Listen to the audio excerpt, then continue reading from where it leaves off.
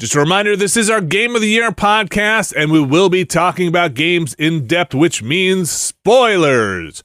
While we don't go out of our way to spoil anything, we will be talking about plot elements, narrative elements, which could be considered spoilers. So just a heads up. And now, on with the show.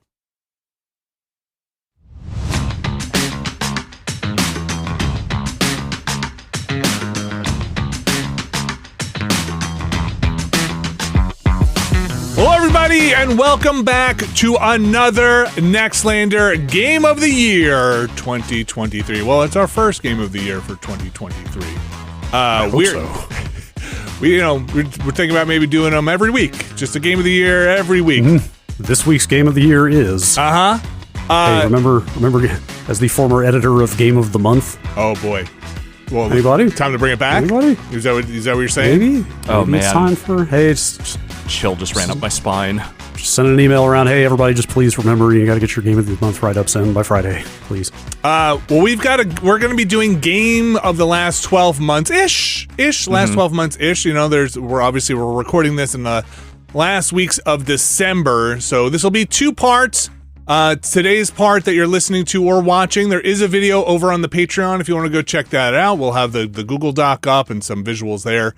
But we'll be doing this in two parts. We'll be doing our first five-ish categories and then our next five-ish categories in the next part, which will contain, part two will contain the actual top 10 Game of the Year. For those of us, for those of you that are joining us, the way we usually do this, or we've done it in the past, which I appreciate and I like, is for these categories, it's a mix of a couple of our own personal categories, and then we have consent or non-consensus picks. So it'll be... If there's a consensus, great, but that is not there does not have to be. There does not have to be. So we'll have our categories, and then we kind of pick our favorites from those categories. But then in the top 10 part is where we do the kind of, hey, we're going to battle it out for top 10 here. Battle. You know what the people want, the battle. Before we get started, I am going to just say it's been a year for this industry, and we want to recognize that. A great laying off of many, many people throughout this industry, humans who make video games. And so recognizing that before we get into this, we're not looking to cut anybody's, pride or the thing they worked really hard on, even if they lost a job. We're all very sensitive to that as we go through and we talk about this game's better than this or this game's not better than this. We understand that it has been a very difficult year to make games. Also recognizing it's been a difficult year. Period. End sentence. Yes. I would also add to people that got laid off in the industry, also kind of like smaller developers looking for funding to keep doing what they do, because investment has also pretty much dried up. So like even people that are currently still trying to keep a small studio going, having a very hard time getting the funding to continue doing that. And, the thing I think I've said multiple places is that this has been a very good year for product. It has been a terrible year for the people who make those products. And yeah, that's a good way to put it. Trying to be as conscientious of that as we can going into this with the understanding that a big, flowery celebration of video games feels like about the least appropriate thing in the world right now. Yeah. Yes. Or you can do the celebration as long as you also pay respect to the other stuff. Yeah. That's just right. Maybe don't do the celebration and nothing else. And so that's, I think, where we would like to kind of express what we'd like to express is recognizing the difficulty that people have been going through, especially in making video games, but also recognizing the hard work they put into making these video games and to celebrate what we think are some really great games that people worked on this year. Yeah. And then also recognizing, again, people's lives outside of games and the difficult times they've been having in the general world. I know Brad and Alex, you just come through some difficult times as well. Yeah, I think Brad and I are both of the opinion we would have loved to have been on last week's show, but things got in the way of that on my end, just briefly here. So our oldest cat had been diagnosed with kidney disease a few weeks ago, and we'd been doing our best to try and keep her healthy and in good shape, but then she took a real bad turn for the worse earlier the week that we're recording this, and we had to put her to sleep, unfortunately. So that really knocked me for a loop, and then the next day I tested positive for COVID, so that also threw me for a giant loop. The only piece of good news I can say there is that I'm pretty much fine. You know, I'm just kind of convalescing and isolating, but like my health is not in any real serious way. So just going to try and ride this out as best I can. Yeah, and for those unaware, we are recording this closer to the things Alex has said than when this is going up. Like Brad, within a couple of days of that stuff happening. Like that podcast we missed was yesterday. Yeah. Right. And Brad, you've been dealing with a lot on the family side, not only recently, but for the past couple of weeks. Yeah, I'm not going to get into details, but my family has really been going through it the last few weeks. And yeah, that's been a lot to juggle and try not to act like it's happening on a podcast. Yeah. So ever. I think what basically trying to express is we're going to continue forward. We're going to try and have a celebration of the Game of the Year stuff. There is a lot of stuff, not only personally out in the world and in the industry going on. And I want to have a deep recognition of that before we get into the part where we go and start talking about goofy games. Yes. And if people are maybe in and out of it, please respect that. There's a lot of stuff going on right to now. say our concentration may not be completely state of the art this year, but we will do our damnedest. Weird. Yeah, I mean it's one of the paradoxes of this line of work that vexes me the most. Right? Is like you may or may not want to talk about what's going on in your personal life in public to the world. But sometimes it's hard to just put on the good face and keep going as if nothing is happening, right? It's true. So that's a tricky line to walk.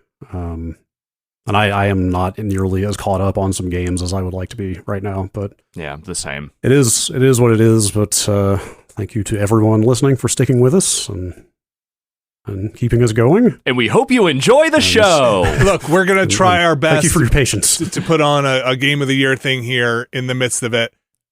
That being said, should we just jump into one of our first categories for this year? No need to fuck around. Let's just find out.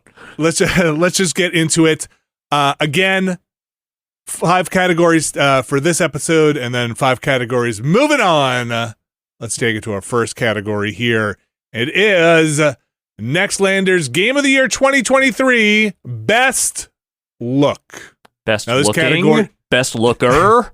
So, of course, this came out of the many years of trying to decide what a fidelity / style / technical visual approach to the game encompasses. In the end, really, it's the best look. Yeah. Hey, what game looks good? Everybody knows what that means. Though at this point, also, best look does not mean, I guess it's worth saying, hey, that's a real good look or a bad look. That in the kind of common parlance. That is not what we're talking about. None of these games are a bad look in that way, as far as we know. Best look the day before. Yeah, right, exactly. Oof. Worst look.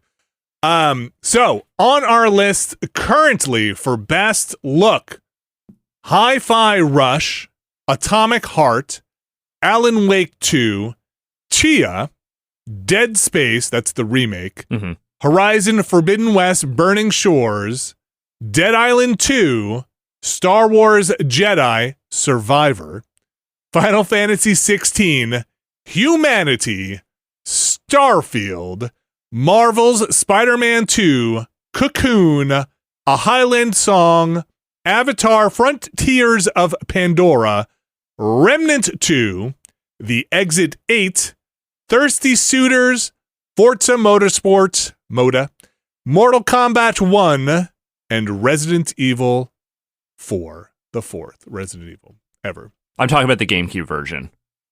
That's right. That was the one I'm putting on the list here. So we're going to try and winnow this down to our personal picks here. But, we're going to do the thing. Hey, look, if you're watching this, you've been with us for a while. We're going to talk about some of the games before we cut them here. Yeah, that's how we do it. And we're going to start. I'm just going to start with bringing up a big one here. Starfield. It's got somebody's blinking cursor is next to it. I don't know whose it is. It's not mine. Not mine. Okay. It might be yours. Could be me. It's Starfield right here. Yep. Starfield. Does that mean you're poised to cut it? I am poised to cut it. I don't think Starfield's look. I go back and forth. Like, it's not my favorite on this list. No. Absolutely not. Is it a a bad-looking good-looking game? No. Okay. Which of those questions should we answer first? Here's what I'm going to say on behalf of Starfield, as someone who is definitely the least bought into what Bethesda GameWorks generally does with their biggest games of this group, I think. They promised you a very sleek-looking vision of the future that is informed by very specific sci-fi sources that I'm sure are all well-worn and we're all very familiar with. I think they delivered on that more than adequately. It is also a game that feels largely devoid of style outside of those inspirations. And I think the engine, the back-end technology of Bethesda stuff has never seemed more like in desperate need of reworking.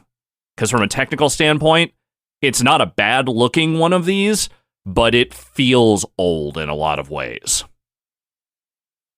Yeah, I mostly agree with that. I think the rendering quality is okay. Like, it looks decent enough, but like there's definitely aspects of the tech that are holding them back.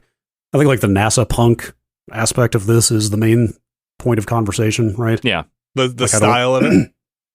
Yeah, like that was their term, or I don't know if that term existed before they made this game or if they came up with it. Like, the term is a little goofy. Yes. Like, I don't find it quite as risible as some people seem to. Government agency punk is just not a thing you should say. Yes, there's like, look, I love NASA history and stuff. Like, punk, I don't know. No. If there's any element of that in there. Like, I liked the way they implemented it. I thought it was maybe a little overwrought at points. Like the interiors of the ships are a little too busy, I think, for me. You know what I mean? Yeah. For example, like it's a few too many greebles, I would say. Mm-hmm. Like it's a little too busy, a little too dense with detail when you're walking around those ships.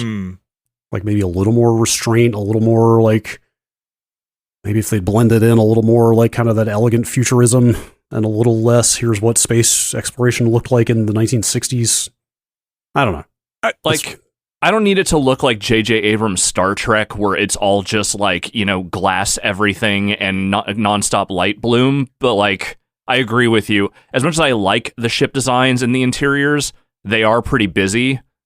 To me, the thing that looks the best in this game is space. I think they did a really good job of, at least from what I played of it, like not only just creating like really great looking, planets and, star fields and all that stuff, but also just like a nice diverse array of that stuff. It's when you get down on the planets and you're kind of seeing a lot of the sort of samey environmental designs and the city designs and things like that where I think it starts to fall apart for me a little bit.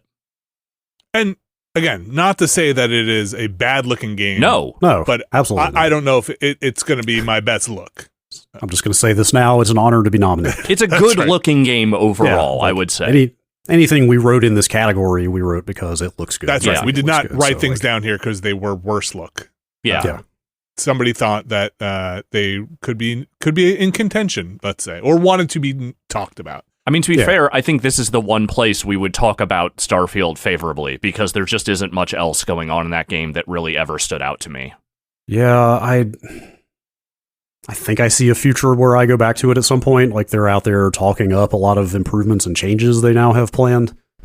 Like, new modes of transportation they just announced yesterday or the day before. So they're definitely sensitive to the criticism and act like they are going to be adding a lot. So, like, maybe that game gets more interesting over time. But that might be a while. Hey, we have other categories for games that came out at other times, other years. Hey, yes. 2024's best game we came back to. That's right. Maybe it'll be Starfield. Do you guys want to pull the trigger on anything else here, or I guess talk about something else at least? Yeah, we're kind of in the winnowing phase here, right? Yeah, I think we're in the kind of the periphery cuts. I'm kind of back and forth on Mortal Kombat 1. Okay. I think like the in-game fight graphics look incredible, but they always do, or like for the standards of the time, like they're, the gameplay stuff looks amazing.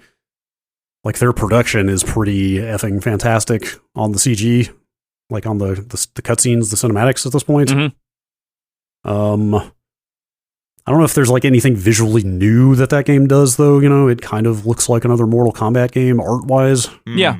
Like, I mean, man, those cinematics are incredibly well directed, though. Yes. I don't know. I think where Mortal Kombat 1 maybe loses me a little bit in this category is that I just sometimes, like, some of the art design in this one is not as interesting to me as, like, the last few games have been. It feels like there's a great deal of fidelity improvement, but, like, costume design, like, world design, aspects of that stuff, some of it just really didn't, like, I mean, none of it's bad. It's just that it wasn't, like, I can't really think of too many of the set pieces in this one that really, like, you know, kind of bowled me over in any meaningful way. Yeah, I'm kind of with you, Alex. I think I think the cutscene stuff is just so good, you know? Yeah, the fidelity is fantastic. Like, they made what feels like a current gen Mortal Kombat. Yes, this discussion has inspired me to go add something from Mortal Kombat 1 to another category. Okay.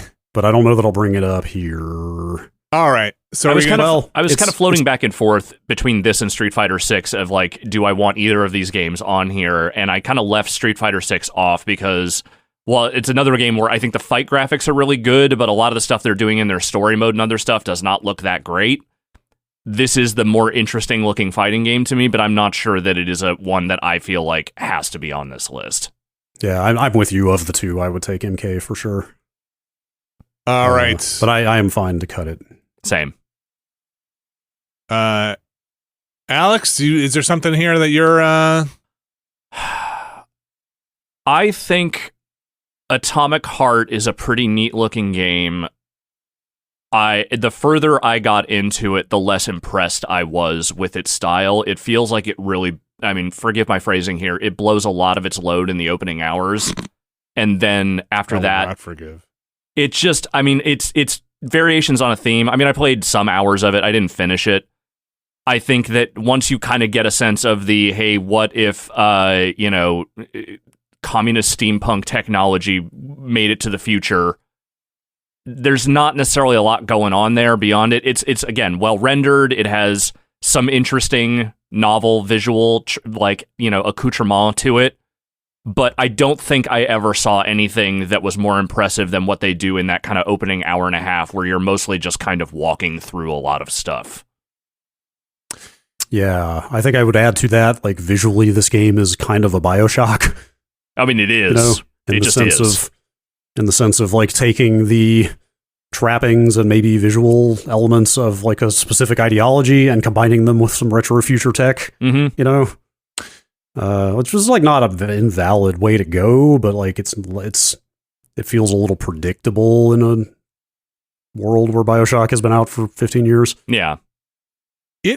It's a technical showpiece, though. Yeah, it does. Yes. Yeah, you're right. I mean, actually, God, I forgot they had like a tech benchmark demo thing out for like 2 years before this game came out that was used a lot for like testing new NVIDIA cards. Like I forgot it was actually like that, and like Avatar are sort of graphics technical. Yes. On here. Mm-hmm. Right. Yes. It's definitely one of those graphics technical. I think the style's neat. It doesn't necessarily do it for me, in terms of like taking my award here, but I have to recognize that like it's a technical showpiece in terms of the tech in there, but I don't think it's my best look either. If it were like a top 10 best looking games of the year, I might think about keeping it on there, but like winnowing it down, I just don't feel like I have a strong enough feeling to like want to argue for it.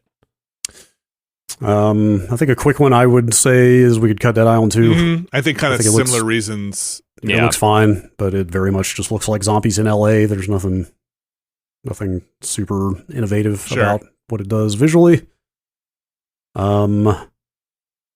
Gosh, there are parts of Final Fantasy 16 I was completely bowled over by, but those parts are pretty fleeting.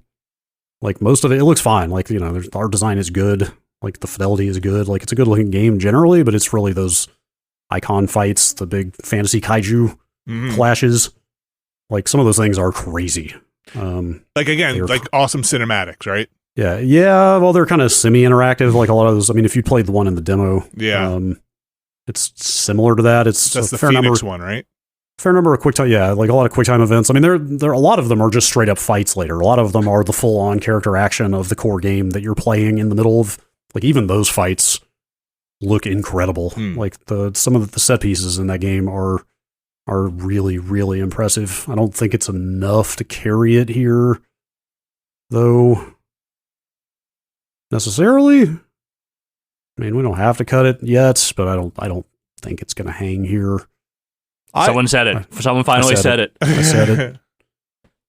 I'm trying to, in my mind, I'm thinking of my 3 that would be on this list. And I've definitely got 2. I absolutely have 1. Okay. Okay. What are you feeling? To stay on here, I would, for me, I would lock Alan Wake 2. Yeah, I'm with that. I don't know if I'm ready to jump to this yet, but I started to blurt out well, that wins, right? I think Alan Wake 2. This is not the cut. This is to lock myself in here. Yeah. Does a fantastic mix of fidelity, style, and kind of composition. If there is a game that feels like it hits all the quadrants this year visually, I feel like that is probably the one for me. I actually had not considered that. Like, that game is both best graphics technical winner and also maybe like best artist, you know what I mean? Best art design, like nearly best style for me. It's way up there. I had completely forgotten that thing has become like a de facto ray tracing benchmark, but also like the storytelling techniques, like the blending of FMV that they do, and everything that game is doing visually is just like so wildly ahead of most of what's out there. It's really, I think really that has impressive. to be on the list. Like I'm putting a star next to that for sure. Okay. Okay, sorry, Alex, go ahead. I don't think humanity probably makes this final list. Yeah. That's a style game, and I think the style is awesome. And I think that, it's a simple thing. It is a simple visual style for the puzzle game that they are making, but I love the flavor of it. I love the way the little people just sort of like mush together as shit gets crazier and crazier in that game. What they're working with a limited tool set, but what they do with that tool set is very cool. I just don't know if it's top 3 for me. It is cool to look at, though. It is. Like the people waterfall stuff is very eye-catching. I guess this counts here. Like, it looks pretty awesome in VR. And it's a situation where playing it in VR actually adds to the experience because you're seeing it in full actual 3D, and you can like move your head around, and like sometimes in 2D it's hard to see like, this path is being covered up by this other column. You know what I mean? Like, it's a lot easier to get your head around the spatial aspects of the puzzles in VR. So that's actually like a good use of that tech for gameplay reasons. I mean, it's probably not going to make it in this category though, if we're getting down to 3. It's also something that is just, it's wild to look at, right? Yeah. And we have it. There's another category where this is going to come back up later, where maybe it's a better fit for that. It's wild to look at kind of thing. Yeah. But in motion and just kind of the mechanics of it, people as a liquid is just a really weird thing. It's like, it's really striking and also like really dark. Yeah. If you think about it, except the people don't mind so much apparently. No, they're being flung through the air and into the abyss, but like, there's something a little unsettling about it to me that like these people seem completely mindless. Yes. I mean, look, man, we were perfectly happy to do it in Lemmings. The Lemmings were. Just because they got, they're flesh people doesn't mean that we aren't doing the same shit. I'm gonna say let's keep it on there for now. All right. And we're keeping Final Fantasy on for now. Yeah, that'll probably go. Okay. Even as I look at all this other stuff. Let's see. I think Avatar will probably go. Yeah. As impressed as I am with like the, quality, fidelity aspect of that game. The art design is what it is. The art design is that of the movies, and that's kind of it. Yeah, sure. Like well rendered. Yeah. If it's it's fine if you're into the movies, but I mean, it's like you said, this is next gen jungle tech. I mean, I enjoyed Chris Person posting some screens of posts from the Avatar subreddit. People talking about like sobbing the first time they got to fly on the back of an Ekron over this world or whatever. But like technically, like it came out of nowhere. They barely even marketed that game toward the end before release. Like most people forgot it was even coming out, and for it to look as good as it did kind of out of nowhere is actually, I mean, that's definitely worth noting. Yeah. It's kind of like that aspect of it is kind of shocking to me because like Way of Water did very well and reviewed better, I think, even than the first movie did. So I'm kind of surprised that they did not go harder trying to blitz like, yo, it's like those Avatar movies you like, right? Come on, buy this. Yeah, it's or I wonder if maybe they just thought like, hey, Avatar is such a strong brand that people are going to find it anyway. I don't know. They might be right. I don't know, but like, this is the first time an Avatar game has been good. So I mean, I feel like they'd want to lean on that. Yeah, it's not bad. I mean, it's not, you know, it's nothing revolutionary, but it's got some interesting ideas. Yeah. It looks great. It's executed well. I still might get back and play some more of it. Okay, I got a couple here. I got like a trio here. Okay. That I'm just not sure about. I like any one of these might make it, and it's Horizon, Star Wars, and Spider-Man. Sure. Like I think Horizon Forbidden West maybe gets disqualified for me because it is DLC of a game that came out last year. That is true, but they did. This is, I think. Is this right? This is the first time it's PS5 only? Yes, that DLC did not come out on PS4, so it's slightly, you know, and it is new art talking design, obviously. Like they added new environments and stuff, so it's not like there's nothing new there. The shackles are off, man, of Horizon Forbidden West. I don't know if it would stay on here. I mean, it's a very good looking game. Again, it is, and so is Forbidden West. Yeah, like Forbidden West is like one of the best looking games of last gen, I guess I would say. Well, I only played it on a PS5. I guess I never saw it on a PS4, but like Horizon games look incredible. Yeah. Yeah, I guess it's very good looking. I think it was also very good looking. It's better looking. It's better looking than Horizon was last time around because I think they can do more with it. I just don't know if it's going to make it on my list here. And kind of same thing with Star Wars Jedi Survivor. Again, very good looking. Just not inspiring for me. No, it's Star Wars. I mean, they made a good looking Star Wars game the last time they did this. I think that there is an escalation here with this one. It does look better than that first game did. And I think that the parts I played of it really feel like they get, like maybe more than even other recent Star Wars games, they get the vibe of Star Wars, I think, better than most other developers. I also am just very Star Wars out, and I don't think that even the increase in fidelity and terrific art design did enough to hook me. Yeah, I also feel like there's a little bit of a diminishing returns thing going on with this game. Like, I loved that first game so much, but like, they told like a good origin story there, and now this is sort of like the continuing adventures of, you know, and like, and it does, you know, there's stuff in there that's unique, but it generally looks like Star Wars. Yeah. Right? Yeah, and I think also we're just running into stuff where, look, technically, games just look really good. Like, there are just a lot of really good looking games, and realizing visions in games is getting more accurate to what you've seen in other places in other media, right? Like we said, like Pandora, Star Wars, like these things are able to be realized. And I don't know this for sure. I'm not a game developer, but I would assume there's shared assets also between some of these places where you're using the same 3D modeling to bring stuff in, because in the movies they're also just big high poly 3D models. So yeah, I think it's a really good looking game. Again, I'm kind of torn, and then the same thing on Spider-Man 2, where it's like, again, visually, it's kind of amazing, but I don't know if it's inspiring for me to keep on this list. Well, so I think, of those three, it's the most impressive leap to me over the last one. Like the first time they just cut you loose in New York in the daytime, and you can just swing.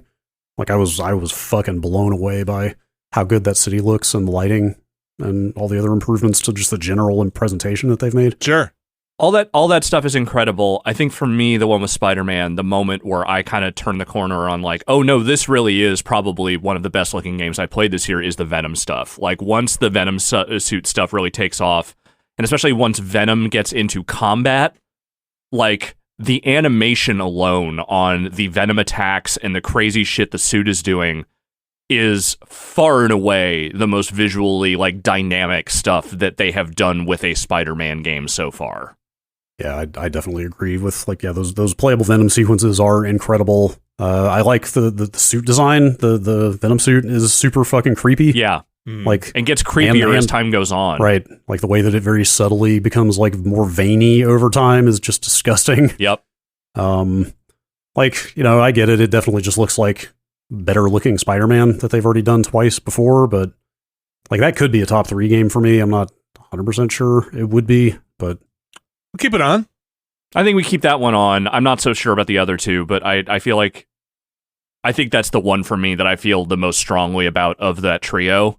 Sure, but I could be down with that. But to your point about games just looking good now, there's one on here that I don't think is going to make the top 3, but I think is maybe like the ultimate example of you can just find good looking stuff everywhere now because the engines and the tools now are such that you can just make really quality looking stuff with the right resources. And I'm talking about the Exit 8, a game that we played on stream recently, which is like has all the feel of like a student game, but has this incredible fidelity to it that is like really something. Yeah, that's why I put it on here. I went back and 100%ed that game after we streamed it. That's like that game is in my top 10 straight up. Like that game is amazing, and it's $4, and look how good it looks. Yeah. Like, better in motion than even screenshots look good. It's got a photorealistic look. Yeah, that's the thing. Like, it's an Unreal Engine game. It's $4. The playable space is like one hallway essentially, but it's more than just fidelity. Like, obviously they get a lot of good lighting out of it, but like the like fisheye kind of distorted lens look and the way the camera bobs as you walk, I think those also add a lot of realism to it. Like the environment is just rendered in such a high level of detail. Like it feels, I don't know, like more lived in, more like you're there, man. Yeah.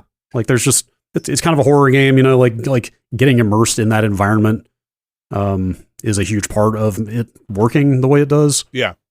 And again, it's $4. Yeah. Like, it's nuts that a $4 game that came out of nowhere that looked like it was made by like 3 people or so in the credits or something can look like this now. Like that, the character model is what it is. It's fine. It's more. There's one person. It's the environment, though. Well, there's maybe a couple of other people that float up from time to time, but the way they capture the feel of being in an underground subway tunnel, though, is just like it's immaculate. Yeah. I mean, it's the thing that like when they did that Matrix demo for the Unreal Engine stuff, like, the thing that they were really leaning on was just like, the way the lighting and the environments, like textures and all that stuff kind of blend together and just get that kind of photorealism going. This is a much more condensed version of that. Like like you said, they're rendering one environment, but what they managed to do with that environment, both in terms of making it feel realistic, but also uncanny on purpose, I think is really impressive. Agreed. We keep it on, or very strong. I don't know if it's top 3, but it is neat. It's kind of like Final Fantasy, where I'm just putting off cutting it, I think. But we're definitely starting to get down into it. Yeah. Yeah. Forza? So that's a good question. Valid one. We are really hitting good-looking car saturation levels at this point. Like, what do you actually do to make a car in a video game even stand out anymore?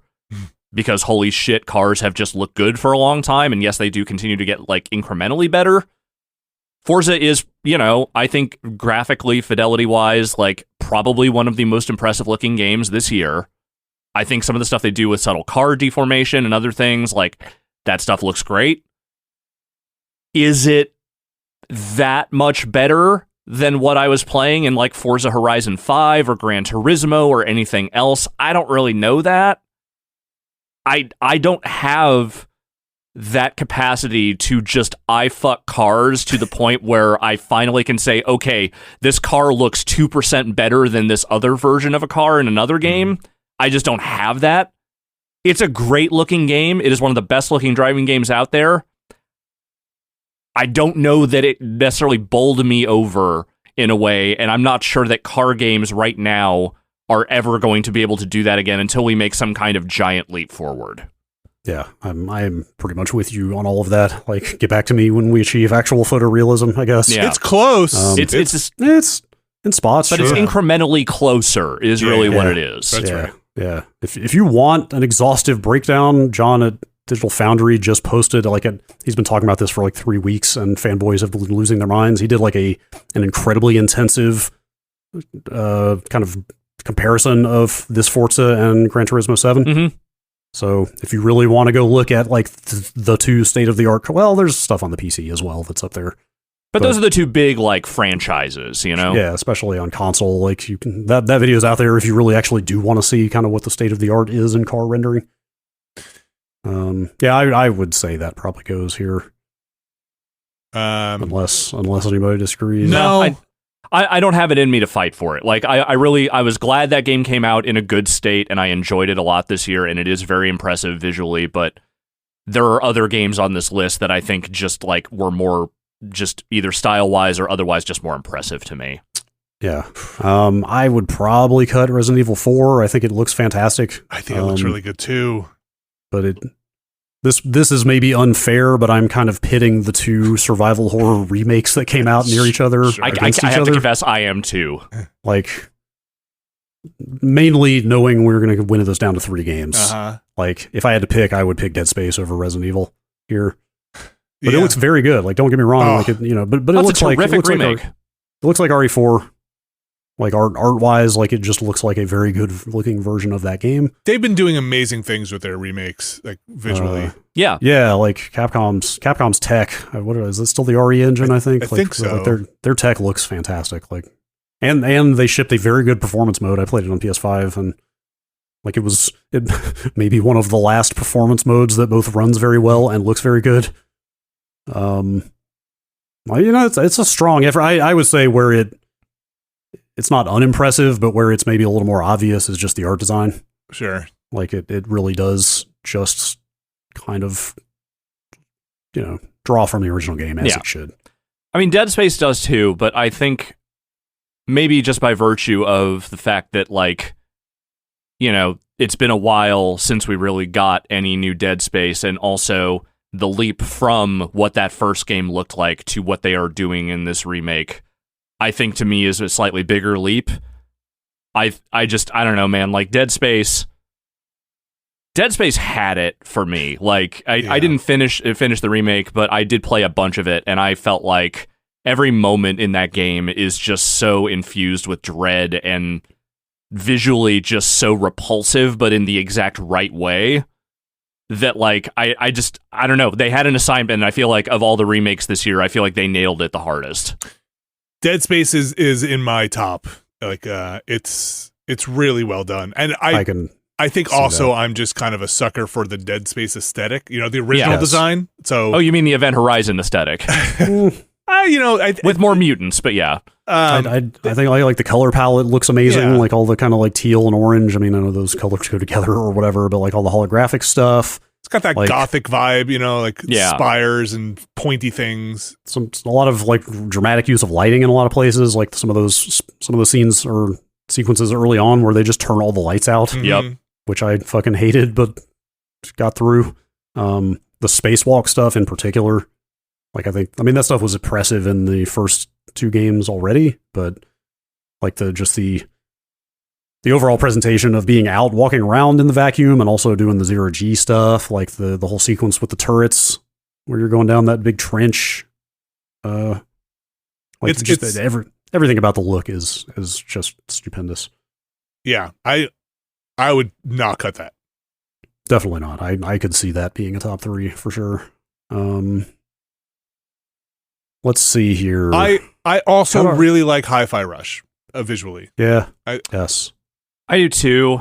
I think of the sort of, kind of cartoony, like, I don't know. It feels weird to compare it to Bomb Rush Cyberpunk because they're like very different games, like gameplay wise, but there is definitely like a similar element of like cell shading and, a lot of expressive personality and character design.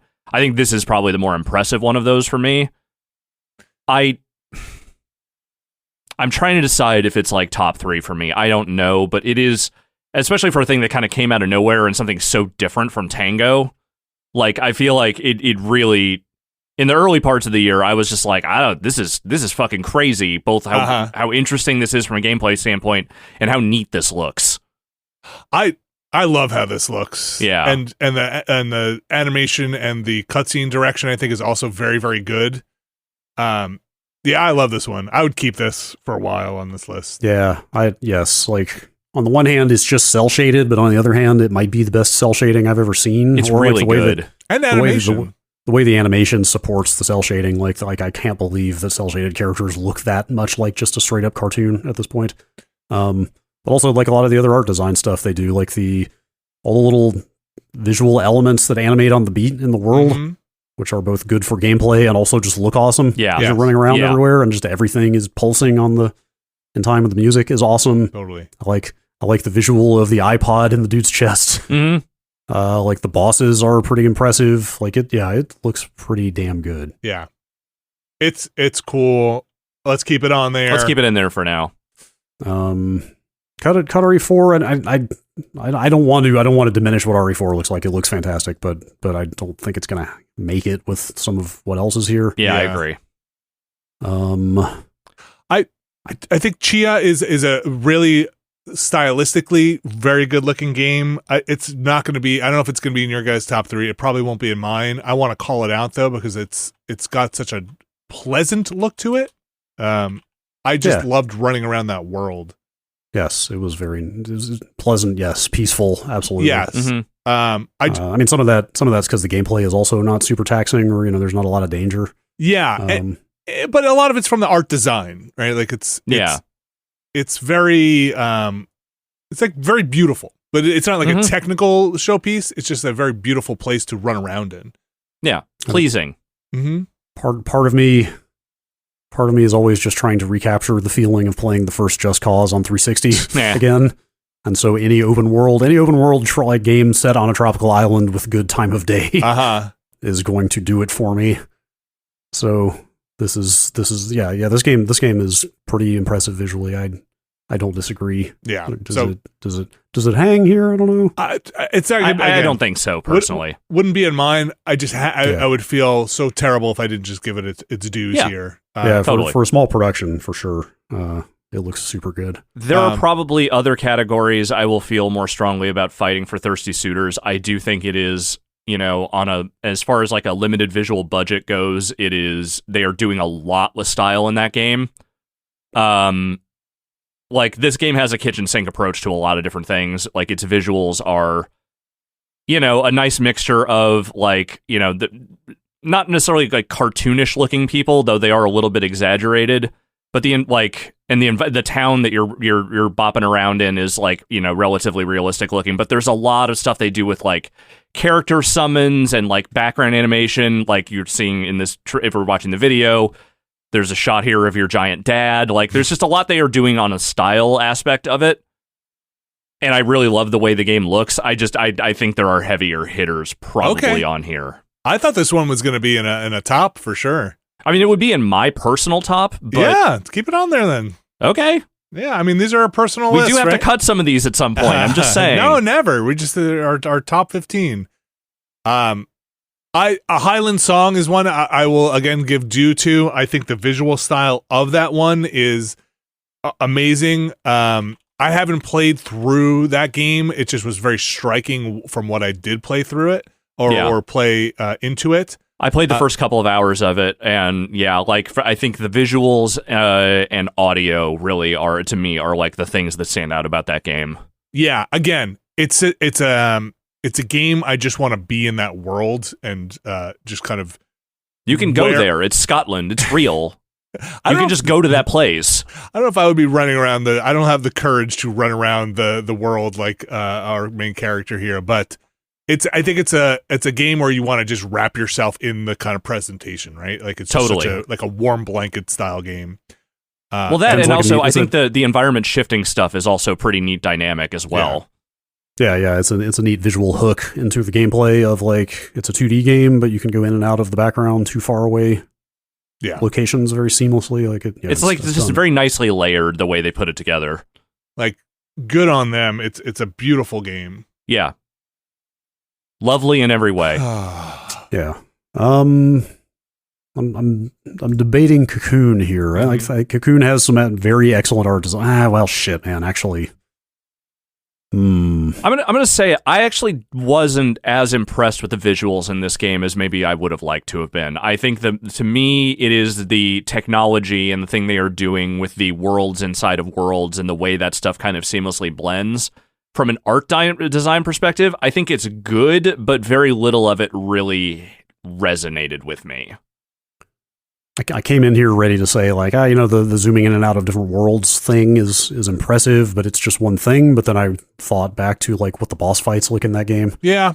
And just, it's really the animation. It's like the giant things animating in the environment. And the way a lot of those boss encounters unfold and just how that looks. Like, I don't know if it makes top 3 here, but I think it's stronger than I was giving it credit for in my head. I also really like the way this game looks and moves and how everything has this organic movement to it in the world. I'm not That's sure a good it word would for it. make my top 3. I'm honestly, I think this top 3 we've got on the list now is probably going to be hard to beat for me, which is Hi-Fi Rush, Alan Wake 2, and Dead Space. I can see that. That's a tough one. I could see a Cocoon making it up there. We didn't talk about Remnant 2, which also is just a visual showpiece as well. It is and it isn't. Like if this category was most look, I think Remnant would be the shoe-in. Most varied looks. Because the amount of different art design in that game, because every world in that thing is completely different, and each one is like extremely well realized. Yeah. I think some are better realized than others, but the ones that hit are like really hit. Also good use of tech. It's like it's an Unreal Engine 5 game, and like you don't think about it after you've played it a little bit, but like just running around that world without any of the sort of level of detail popping in and out, like it's just got a really good, steady presentation to it. Like it's a nice taste of where things are going, that they're, getting artifacts like that out of the look of stuff. It's also a big leap over the last game. Yeah, huge, actually. I think I haven't played the last game in a while, but I remember it looking a lot more sort of cookie cutter. And like, I cannot. Again, there will be spoiler warnings at the top of this thing, but I have to say, if we're going most look, that end boss fight. Oh my god, dude! Is all the graphics at once? It is both to its credit and its detriment. Yes, like if you're just talking gameplay and boss tuning fight aside, the look of that thing is spectacular and incredible. And I can say that I have not played many boss fights that ever looked like that. Yeah. Yes. Yeah, you reminded me of that boss, and now I'm going to cut the game. Okay. I would add, there's another category where I might add that boss fight somewhere. I can't do it right now, but I might add it later on if I remember. But I don't think it's going to make top 3 here. I think it does look extremely good, but a lot of interesting weapon design also in that game. All right. I think we're starting to get into it. Okay, we've talked about everything here.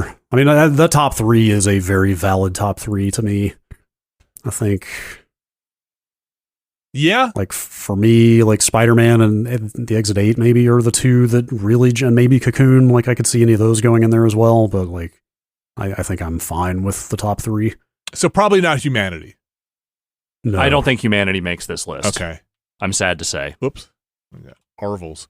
Okay, so here is what is left on the list for those listening. We have Hi-Fi Rush, Alan Wake 2, Dead Space, the remake, Final Fantasy 16, Marvel's Spider-Man 2, Cocoon, The Exit 8, and Thirsty Suitors. And when we say the top 3, obviously we're talking about currently Hi-Fi Rush, Alan Wake 2, and Dead Space. I think for me, things that are in contention for that would be, I haven't played a bunch of Thirsty Suitors, but I did like the style of it. And Spider-Man 2 are probably the ones that could shuffle around in there. And that's probably for me shuffling around Dead Space, which is pretty hard because I really like the way Dead Space looks.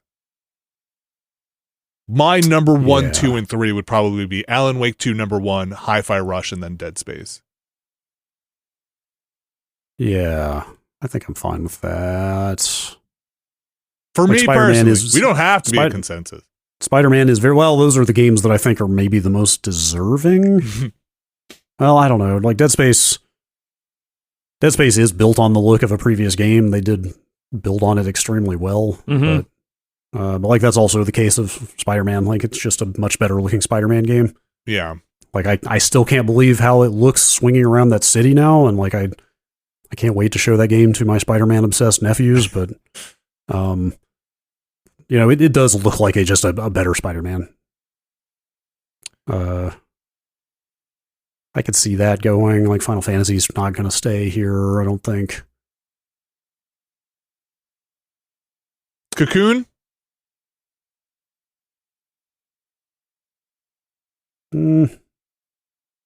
Cocoon, too soon. Somebody has to say something. This is a podcast. I'm going to delete just Cocoon. thinking.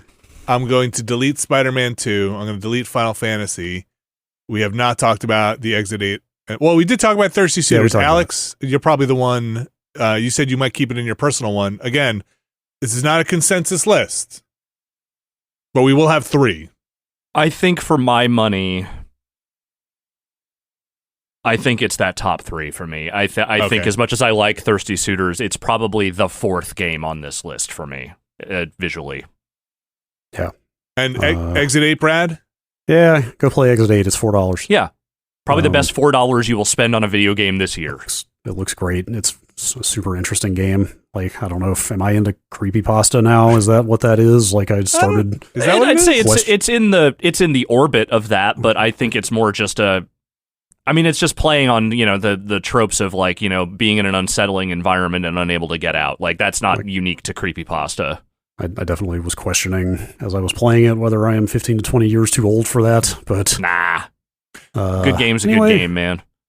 Can I just put my name next to Alan Wake right now because I think it's. I think you can put my name next to it too. Yeah, it's unanimous. Like, all right. Like Alan Wake 2 does so many crazy things visually, technical, artistic. Like not even just artistic, but like I don't know. And surprising is what it really comes down to. Is that like as great as the fidelity is and as great as the art design is. Every time a new thing starts happening in that world, I feel like I am like, holy shit, I was not prepared for this. like innovative is the word I would use about the visuals, I think. Like it's been a long time since I feel like I played a video game that was doing something I have never seen before. Visually. I have not finished it. I'm very far along, but it's relevant to this discussion. I just wound up, so you can switch between the characters, Alan Wake and Saga. I wound up just almost going as far as I could in Alan Wake's story because the visuals there get so weird and you're just constantly exposed to much weirder playing with the visuals than I was with Saga, and I just couldn't leave his thing. I just wound up I think I'm a chapter away from them locking me out of Alan Wake's story. I'm back playing Saga now. It's just so, I think Brad, like you were saying, just so novel. Like they're refreshing. And it's dark and gross in places. Yeah. But you know what? It's dark and gross, but it's exciting. It's kind of crazy to think how much more kind of macabre it is than the first game, Like, I think back on the first game as being, like, maybe not cartoonish, but somewhat more lighthearted. I mean, there was definitely some dark imagery in the first game, but, I think I've said it before, that was also the game where, like, Barry wrapped himself in Christmas lights to ward off the evil or whatever. Yes. Like it was a goofier game where this game is like, that opening scene of the guy getting eviscerated. It is gothic horror. It is like, it's a grisly looking game. There are goofy bits and for sure in the game. Yeah, sure. It's Remedy. They're never going to make something that doesn't have any of that. Like all the talk show stuff and everything, like the Finnish brothers. Mm-hmm. It's really like the blending of FMV, the blending of environments, just all the really interesting effects they come up with. But I was playing the other day and I was like, oh, okay, let me just wrap this part up. I'm going to finish. I've got a couple of minutes and I have to go do something with the kids. And I was in a theater and then they just showed like a 7-minute movie. Yeah. Like full movie of like filmed, cut, edited with Sam Lake in it. And I was like, what am I going to do? Like turn it off and not watch this movie here? Like, so it's just Alan Wake in CG my character standing in the middle of a theater just watching the screen of this movie.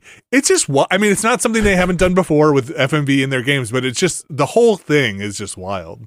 So here you go. Christopher Nolan's Oppenheimer full movie. Click here.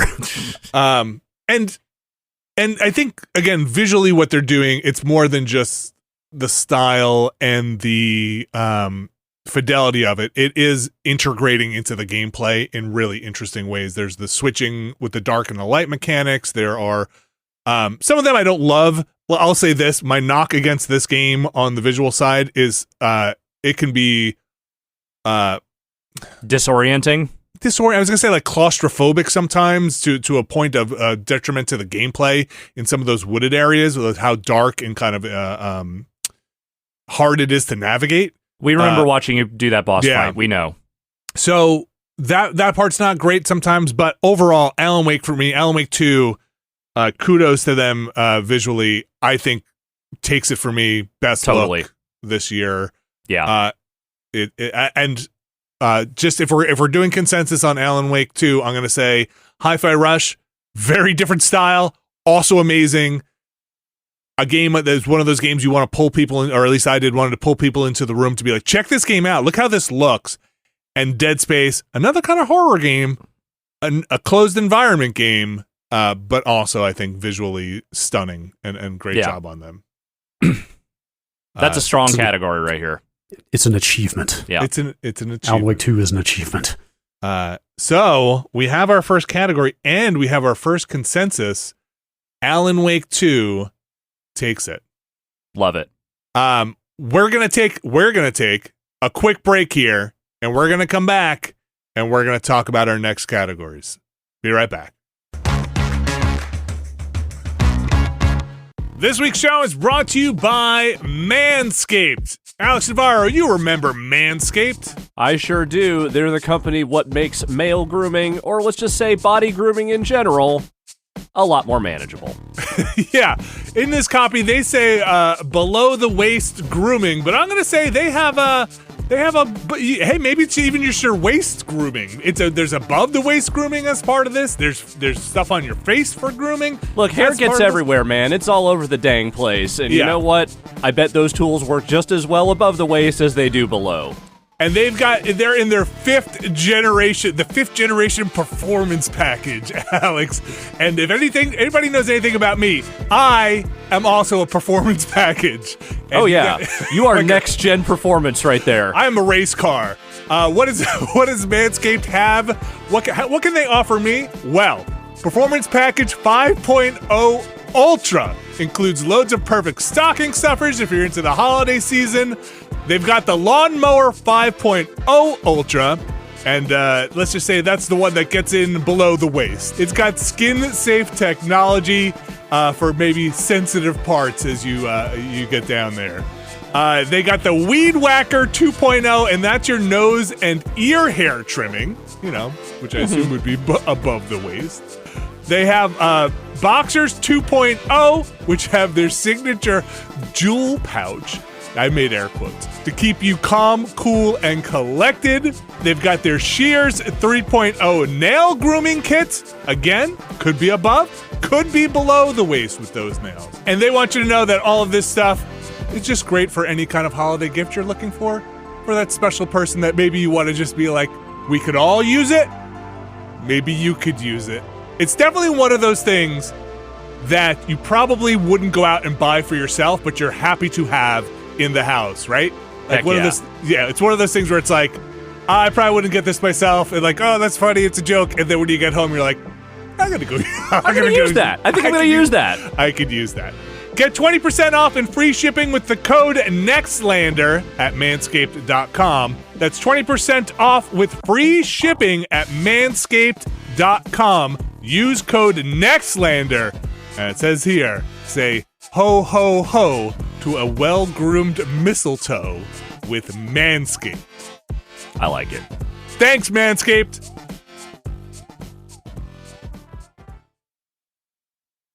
And we are back. And we are back with Nextlander's Game of the Year 2023. And speaking of being back, We are back with Best Game We Came Back to.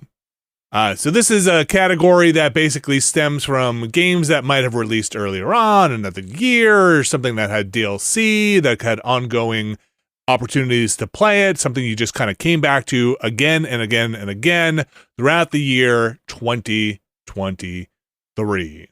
On this list, we have Zelda Breath of the Wild, Mario Kart 8, Hitman's World of Assassination, particularly the freelancer mode, Vampire Survivors, that's the Karateka, or specifically it's the making of Karateka. Mm-hmm. Oh, I thought you just put that on here to troll me. No, I put it on there, I think. Okay, because boy, I sure had a time with Karateka, the original. Dead Cells Return to Castlevania, The Case of the Golden Idol, that's the DLC that came out for it. Horizon Zero Dawn had a bunch of, or had the Burning Shores, but also it had the VR Forbidden West. Thank you, Brad. Sons of the Forest, Astroneer, and Fights in Tight Spaces, specifically Weapon of Choice, their DLC there. All right. Those are all games we played this year. They are. I can eyeball two games here immediately that I would pin. I don't know about the third. Well, do I want to say them yet? We got to build a little tension. I don't know. I have enough tension, man. Okay, I should do this. I'm even torn if I should do this. I think we should cut Astroneer. Yeah, we should cut Astroneer. I love Astroneer. Yeah. We came back to it to check out all the stuff they have put in it since we finished it. Mm-hmm. The kind of complete mess of it onboarding us into all that stuff we had missed. Yeah. Kind of left me in not a great place. Or, I really wish they had a better way of bringing returning players back. Like we had a clear save in that game, and it just does not present all the stuff that they have done since we finished it well at all. And some of it even was kind of broken. Yeah. I mean, to be fair, we haven't touched it in a long time, and it was a clear save from like a year ago. No, over like 3 years. Okay. Dear God. So it was a while. They had done a bunch of updates, but also I think even if it were and this is no slight to Astronaut, I love that game. But even if it were 100% perfect, I think for me there would be other games on here. Yeah. Like some of those vehicles they added are super cool. Don't get me wrong. Like that VTOL airplane thing and the hoverboard are pretty rad. Yeah. And the quest log, honestly, like that quest log would have been amazing to have when we played it the first time. But anyway,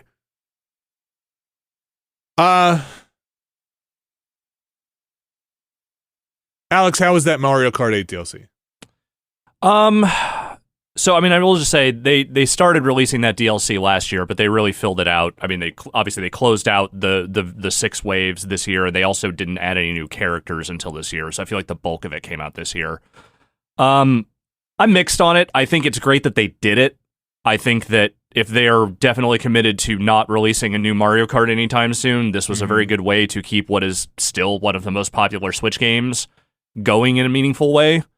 I think some of their their course choices were not the best, but they also did include some ones that I felt like were actually kind of glaringly missing if they were going to try and capture as many of the old ones as possible. So, I mean, overall, I think it was very positive. It was a good thing. It got me playing a bunch more Mario Kart this year, which I will never argue with. It is, I mean, look, that deluxe game came out when the Switch launched. It's been around. Yep. And for $25, the amount that they give you, I think, was actually quite good. That it really is an insane amount of content for the price, especially when you factor in that there are new carts as well, not just courses. Yeah, that's, I don't know, that seems like a pretty strong... It's one that I would definitely keep in strong consideration, for sure. Here? Let's see. What was the deal with Sons of the Forest? Is it just that it came out last year, technically? I think it... But we played it this year? I think it was in early access. It might have 1.0'd this year. Let me just double check. I did? I don't think it has yet. I think it's still in early access. Sons of the Forest. I know they're still pushing big updates for that game, so...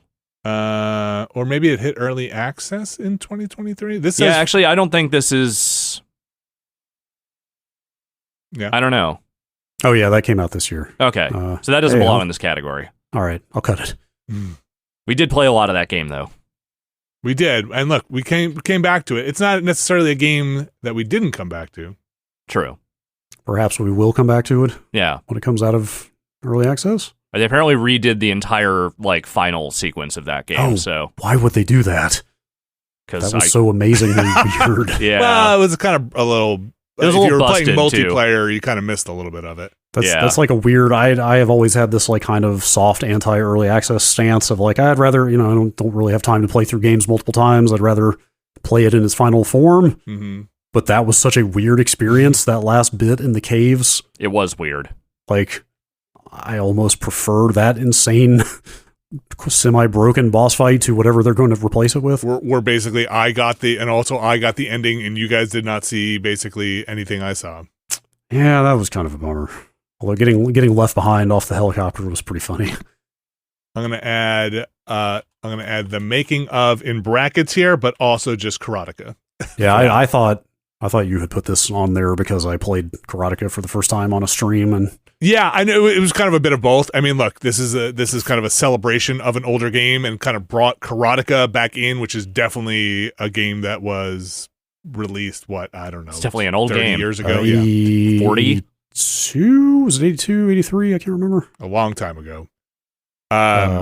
So I mean, all joking aside, that's probably actually a pretty strong contender here. The fact that the making of Karateka got me to go back and play that game, Sure. which is incredibly influential, but I've never played it before. Yeah. Look, Karateka is one of my favorite games growing up on a Commodore 64. I love that game. I should still finish that at some point. That fucking bird, that gate, still haunts my dreams. It's very unfair. All right, I'm gonna trim one off here. Okay. The Weapon of Choice DLC in Fights in Tight Spaces is very good. I did play through it a decent amount, and I'm still occasionally jumping back in just to play, around here and there. There are other games on this list that I spent a lot more time in. I think what they did was they made a very good DLC campaign. That game is still great. It is not one of the strongest on this list. Okay. Fair. I don't know what to say about Breath of the Wild. Like, that's a very me thing. Mm-hmm. I don't know that it's, like, relevant to this whole category or not. But it's our list is the thing. Yeah. That's true. That's true. It's your thing. Thanks to the Nintendo year-end wrap-up feature, I went and looked. I put 70 hours into that game this year. Damn. Got pretty close to the end of it. Would still like to go finish it. Maybe I'll try to play some of that over the holidays when I'm out of town. The game's still great. Yeah. I don't really know what else to say about it. It's still very good. Oh man, you know what? Breaking procedure here. I meant to ask in the last category if anybody wanted to discuss Tears of the Kingdom. For best looking? look. No. Yeah. Or for best look, sorry. I would have cut it. Or I would have voted to cut It's worth considering. It does look like I do think they made some improvements over Breath of the Wild, but like I would not say that anything about that game's art like necessarily knocked me over. I kind of like the general vibe and color scheme and like design elements of Breath of the Wild better. Like if you look at like what a shrine looks like in the first one versus the second one, maybe the interiors of the shrines are a little more similar, but like the outside parts, I mean, what is it? It's the difference between blue and orange versus like green and purple, maybe. You know what I mean? Mm-hmm. Anyway, I whatever. Breath of the Wild's still very good. Breath of the Wild is a very good game. We could probably cut it. I'm hearing this. If people were curious, I was right before the third Divine Beast when Final Fantasy came in and I had to drop it. I really like Horizon, the Burning Shores from Horizon's Forbidden West. I think that's a really fun piece of DLC. Almost sounds too small, but like additional content, let's say, for that game. For me personally, that would probably, if we're counting like a world we came back to, Horizon Forbidden West would be up there. I thought the stuff that Vampire Survivors keeps putting in, academically, even though I don't participate in much of it, is just bananas. I do. Yeah. Is like, it just doesn't stop. No, Yeah. and it never will. Like, that guy Well, could yeah. just keep adding characters to that game for the rest of his life, and he would never have to do another thing. Oh, yeah. Yeah, that game made so much money that thing will be going for a while. Like, Alex is way later game in that game than I am, but I played a shitload of Vampire Survivors this year. I started over in that game twice. Like, I played a good bit on the Switch, and I also I moved to Xbox as my main platform for it. And we did the multiplayer for it. Mm-hmm. So I actually did the ramp into that game 3 more times this year. I think that like Vampire Survivors is hard to knock out of the top 3 here. I Yeah. think so, yeah. I played the co-op with my kids, and I can't remember when I did all the main level or got all the main characters. I don't know if that was last year or this year, but that thing is like a platform at this point. It is Basically. ridiculous. And adding Yeah. co-op changed that game in a way that I wasn't expecting it to change it. You know, I mean, that's really what it is for me, is that it's not just that they keep adding content and it's a fair amount of it, some of which is even free. It's that most of the things they are adding are actually pretty novel and good. I think the adventure mode thing that they just put out is actually probably the least interesting thing that they have done this year, and even that I still think is pretty neat. But like between the co-op, the additional DLC campaigns they've done, the abundance of characters, the way they just keep finding ways to jam little variances and new things into that game. A game that, again, is mostly just about hitting 4 keys in various directions and collecting as many bullets as you can. It's just kind of amazing to me. yeah. Yes. It's a very strong one. Hitman is also a very strong one. I think Hitman is also a very strong one. Like Hitman and Vampire Survivors are both pretty tough to knock here. There is an argument that, I haven't done the math, but it's possible that I spent more time playing Hitman Freelancer this year than I did playing any of Hitman 3 prior to that. And I still played a fair amount of Hitman 3 prior to that. Also, for that mode to be free Yeah. and as cool as it is, and as kind of a parting gift to people who love that game because they're kind of done with it now. Like, they could have just stopped. They could have stopped after Ambrose Island, I guess, was the last map that they added. They could have just left it. But, like, it's crazy, like, what a bow they tied on the whole Hitman trilogy. Yeah. Like, renaming it, like, kind of making it all one giant platform. It's just one game now. Yeah. Like, adding that, like, the freelancer mode is, like, so interesting and, like, different from the base game, but, like, plays on the game's strengths. And yeah, it's kind of crazy what a package that thing is. I genuinely don't know that I had a more hype moment this year than the first time I fully beat a campaign. And by a first time, I mean the only time I actually got the chance to beat a full campaign. But I will say I did fall off pretty hard after a few months, but I also spent a few months playing this mode, like, if not daily, then multiple times a week. And I consider that a rousing success. Yeah. I agree. That's a very, very strong one. Those are probably, we should probably put little stars next to those, right? Those are, I think this is a battle. Those for are the two I third. would fight the hardest for. I think on mine, I would, if I were going to pick one here, and Hitman and Vampire Survivors again, I probably wouldn't personally pick Vampire Survivors, but I recognize the Vampire Survivors. I'm not married to Vampire Survivors in the way that I am. I think Hitman deserves to be on here, but sorry, go ahead. I could definitely see Vampire Survivors staying though. Case of the Golden Idol, I just love that game. It had 2 pieces of DLC. I can't say enough good things about that game. What was it, 2 DLCs? The Lemurian Vampire and Golden Idol. Let's Spider of Alanka. Yes. Just so much fun to go back to. I mean, they're not as big as the original one. It's just, I just love those games so much. I want more of them. Golden Idol was great. We'll get more of them, apparently. Yeah, I am sad that I missed that podcast yesterday because I had a lot to say about all of the Game Awards stuff. And Rise of the Golden Idol is one of those. Yeah. But they didn't really show what the game looks like, so it's hard to say other than it seems like it's maybe 1960s, 70s or something. Maybe 3D now. I did not play Dead Cells Return to Castlevania much at all. I did. Yeah. Like that thing is awesome. The thing is so awesome. Like, if you're nostalgic for the elements of classic Castlevania, that thing captures that stuff. Did we ever stream that? I think I had that on the docket and we never got around to it. Maybe. Like, the music, the enemies, the look of it, like, and especially if you cotton to the idea, as I do, that Dead Cells is just kind of a modern Castlevania to begin with. Like, everything about this thing feels like such a love letter to Castlevania and a really nice blending of the two games. It's rad, man. Yeah. Like, it's so cool. Like, you run into classic characters from Symphony of the Night and stuff. I only played a handful of hours. I put like 3-4 hours into it or something.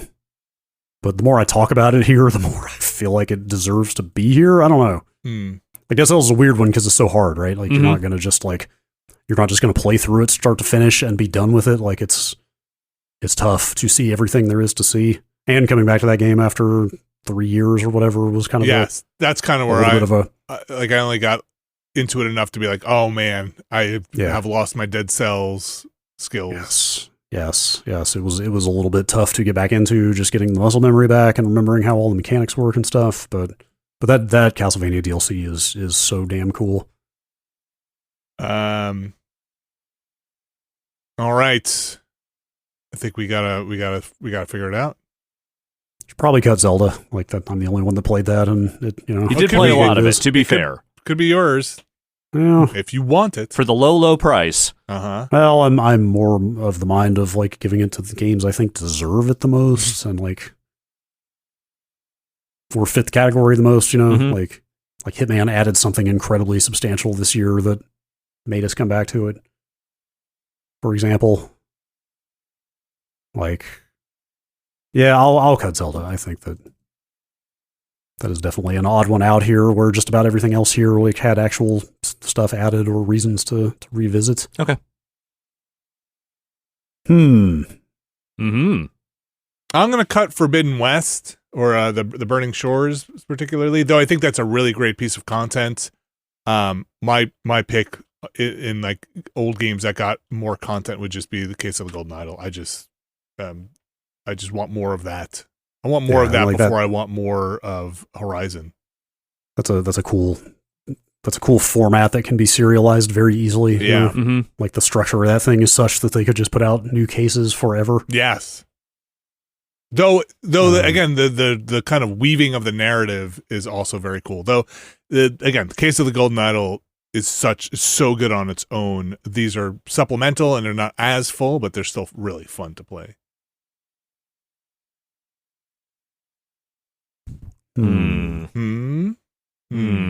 We're thinking. We have to make noises as we're thinking for the podcast. Yes, for those who are at home listening, we have to think about this.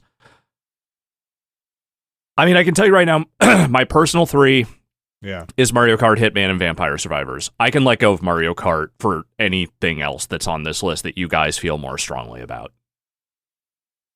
Man. I think my personal 3 would probably be Hitman, Karateka, and Dead Cells, but that's me.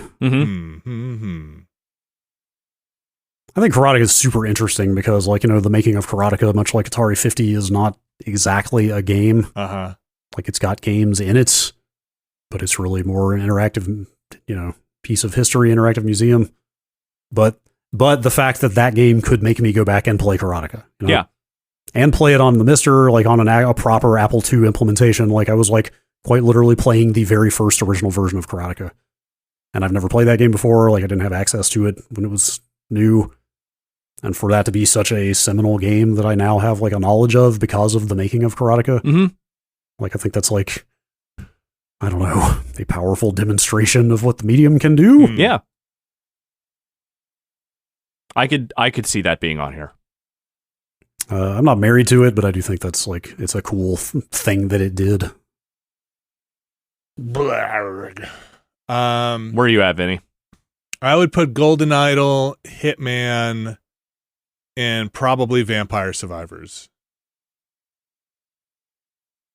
It would be on mine. Okay. I just like Case of the Golden Idol a whole lot. Yeah, I think I only lean Karateka because I did actually play that. I did not really mess with any of the Golden Idol stuff this year, so I did not have that experience. And also, man, they just do such a good job on those recent documentary things that they are making. Like, it's just... Yes. Again, Karateka is not a game that I have any familiarity with as someone who did not play that, the games that, the platforms that game was on when it came out.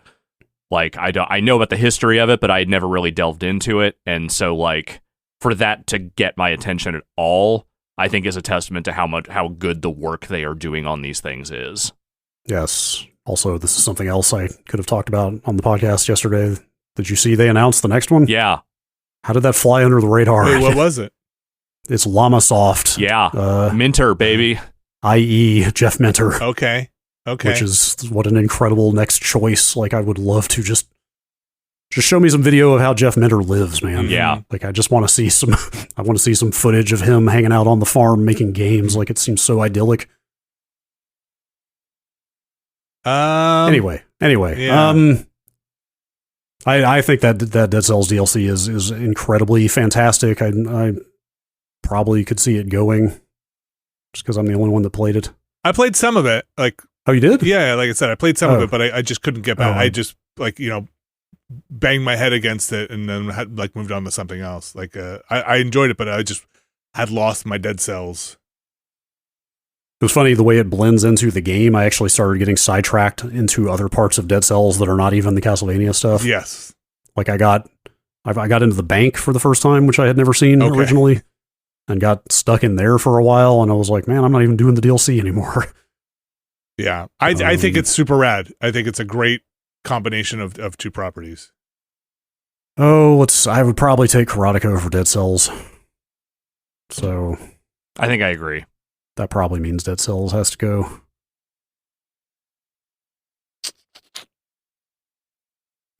I think... Let's see. Do I do the thing where I just flag Case of the Golden Idol to pin it to this list and then let you guys fight it out over the other two? That sounds like a coward's move. Yeah. And say, my choice is that...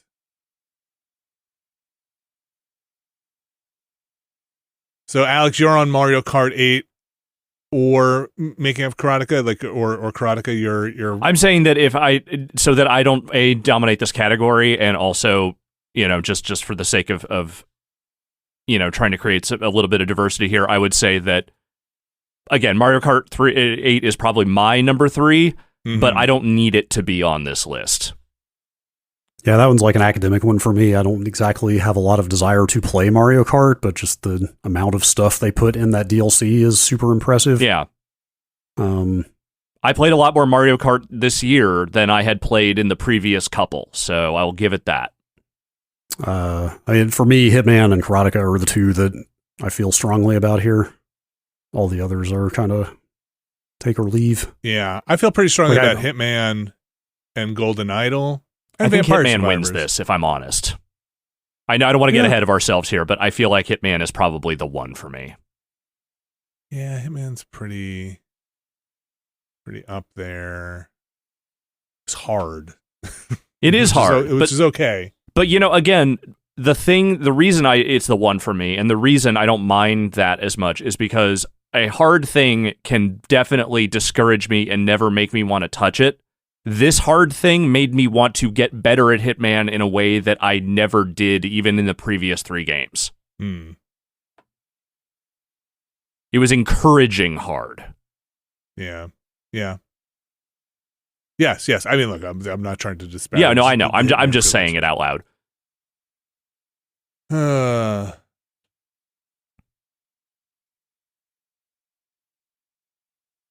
Someone has to say something. All right. Hitman, Karateka, Golden Idol? not having Vampire Survivors on there feels weird. You know how I feel about that. I mean, Golden Idol is I just didn't play the DLCs. I mean, I think Case of Golden Idol is rad. It's an awesome game. I really liked it. But I did not play the DLCs, so just kind of by default, that one's probably last place for me.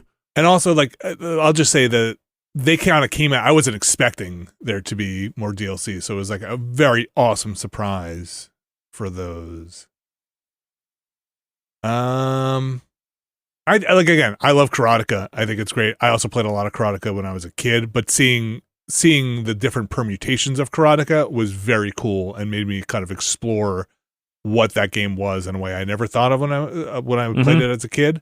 So that is also awesome. I think Mario Kart 8 was the value of Mario Kart 8 is near unprecedented for if you're a Mario Kart 8 fan. And especially for Nintendo. Yeah. I think Vampire Survivors just keeps pushing out, and that co-op mode is great. And I think like was said before, the kind of freelancer mode is the ultimate dream of that whole Hitman series, right? Like it is the fulfillment of that series. Yeah,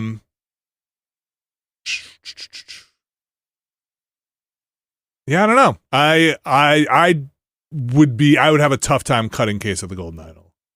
So I might just say that's my favorite on this list and make it.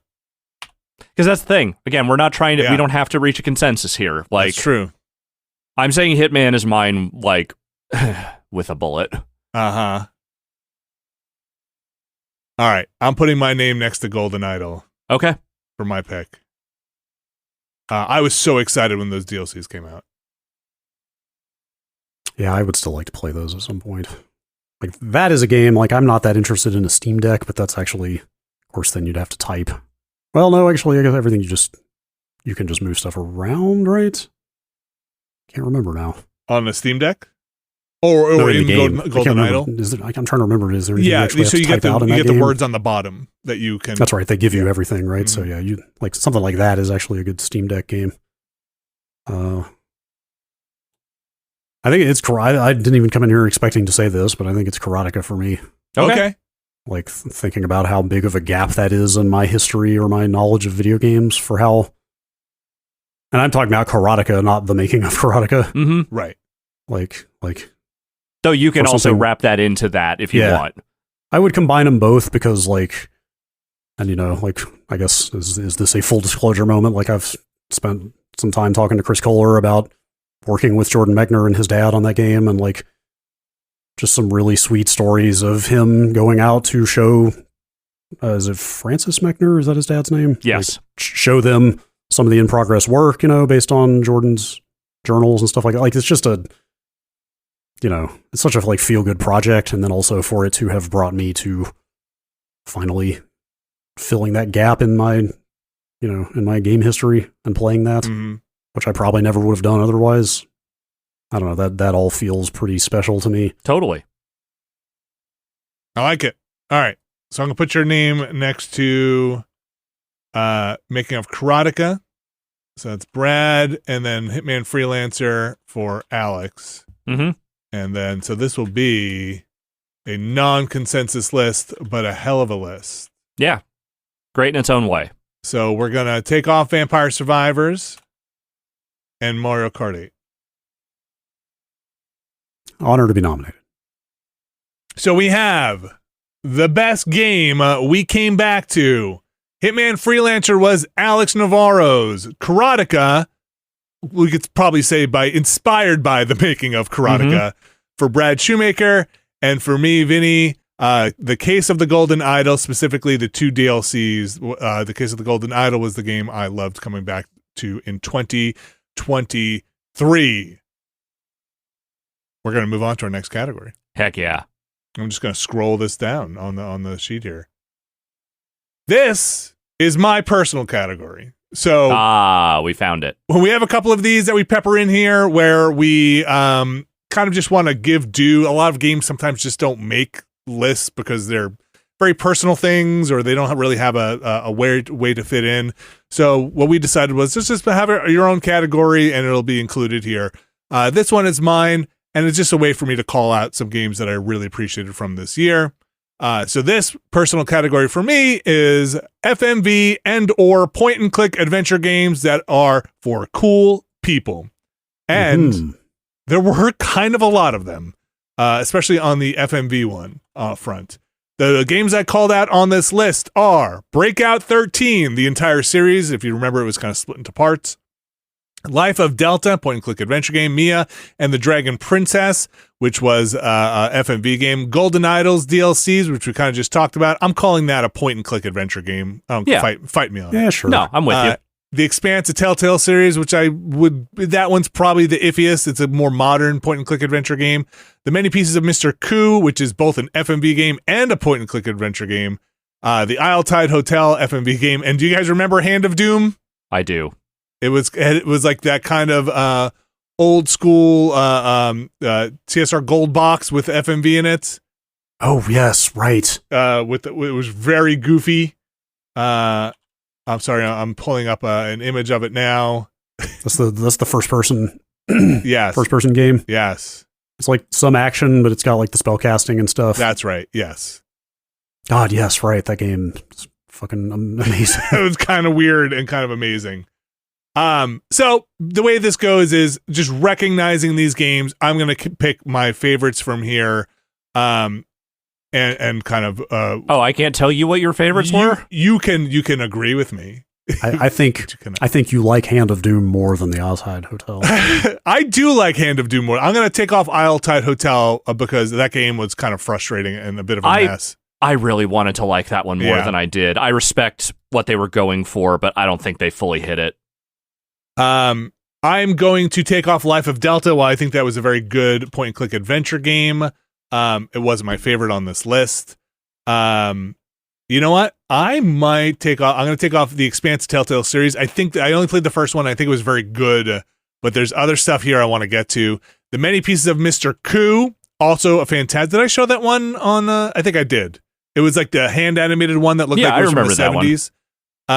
That one was very good. Which leaves us with Golden Idols DLCs, Mia and the Dragon Princess, Hand of Doom, and Breakout 13. I'm going to tell you right now, Breakout 13 is winning. That is, dude, that thing came, talk about a thing that came flying in out of nowhere. Yes.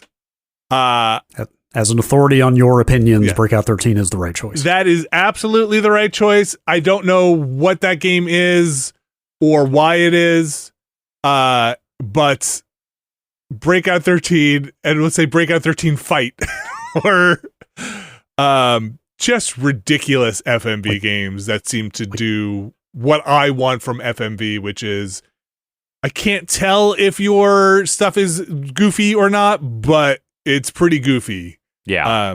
The scope of that production is like genuinely kind of nuts for an FMV game. Yes. Like, granted, it's pretty much all in one location. Maybe that was a cheap location to shoot on or rent out or whatever, but there's a lot of FMV in there. Like, that thing goes and goes. Do you remember so much they had to split it into two games? You could throw eggs at people, and you could buy flowers for people, roses or something. Yeah, buy roses. Somebody on our Discord was saying the doctor in that game is based on a real life person. Probably, okay.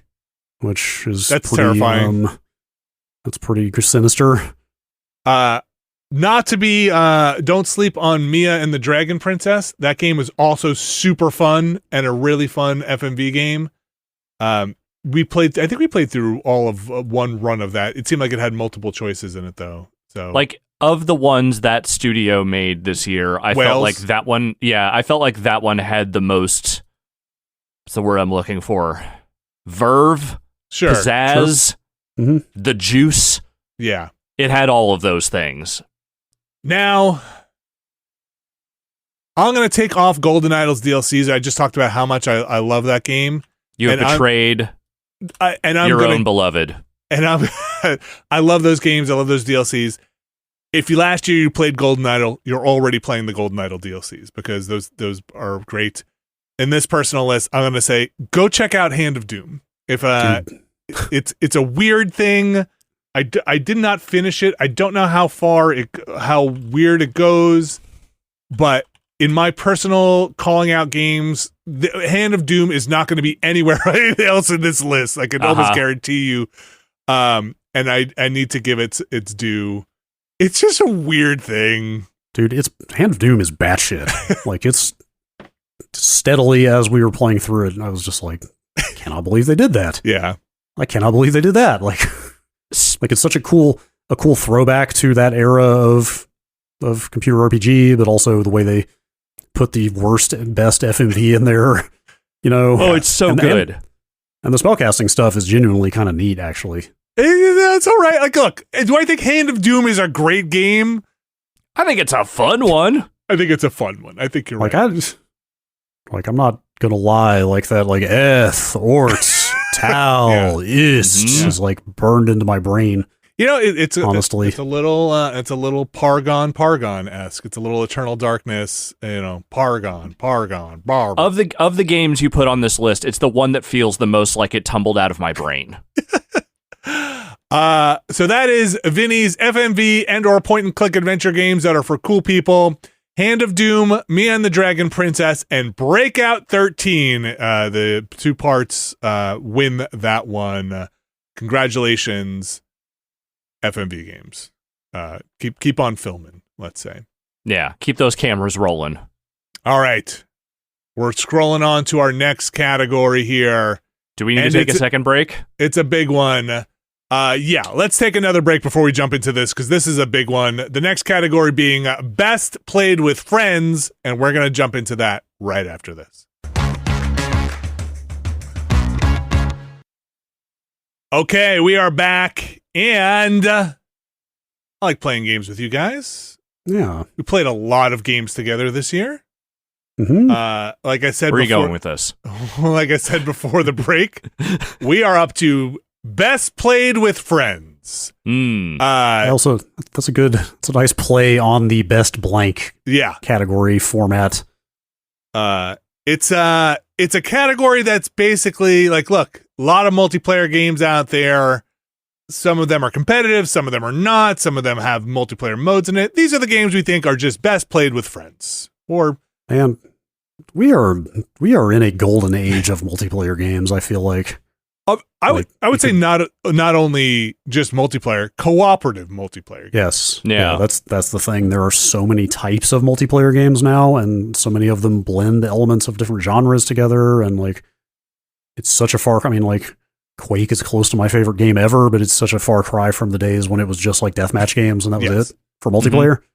Like, and you know, some of this you can put on the rise of Twitch and streamers goofing on stuff and developers playing on that or whatever, but like there's just so many freaking amazing and complicated, like, you know, deep multiplayer games out there these days. Like, it's kind of awesome. This list, as long as it is, and I'm going to get to it in a second, there are more games that could have been on this list that I was just like, you know what, I can't just add games on here infinitely that I'm just going to cut off. Things like I've started playing a lot of Lego Fortnite. Call of Duty Warzone is a thing I played a lot of this year. Like, they did a lot of work in those things. Let's read what we have here. Of course, we could always add to it as we go, but it's already a pretty big list. Yeah. Remnant 2, Moving Out 2, Blanc, which is kind of necessary to play with friends, Marauders, Minecraft Legends, The Outlast Trials, Street Fighter 6, Diablo 4, Sea of Thieves, The Legend of Monkey Island, Pikmin 4, Exoprimal, Lethal Company, Trine 5, A Clockwork Conspiracy, The Jackbox Party Pack 10. Not a big single player in that one. Super Mario Brothers Wonder, Baldur's Gate 3, Super Crazy Rhythm Castle, Vampire Survivors, Sons of the Forest. Let me scroll and make sure that's okay. That is it for now. I wrote Exoprimal on here. Yeah. I'm now going to remove Exoprimal. Okay, goodbye Exoprimal. I accept your removal. I played more of that than I should have. Uh-huh. But I mean, it's not bad. It's not terrible. Like it's just, it didn't quite do it. Taking it off the list does not mean it is terrible. It simply means it is not one of the strongest on this category. Yeah, they should have had more unlocked from the get-go for you to do in that game, like having to grind that same mode over and over just to unlock more stuff. Not cool, man. I put Blanc on this list. To that game. I'm going to take Blanc off this list. It is a fun, short multiplayer experience, cooperative multiplayer experience that I had a really good time playing with my daughter. I do not think it is the best one of the year. Okay. Let's see here.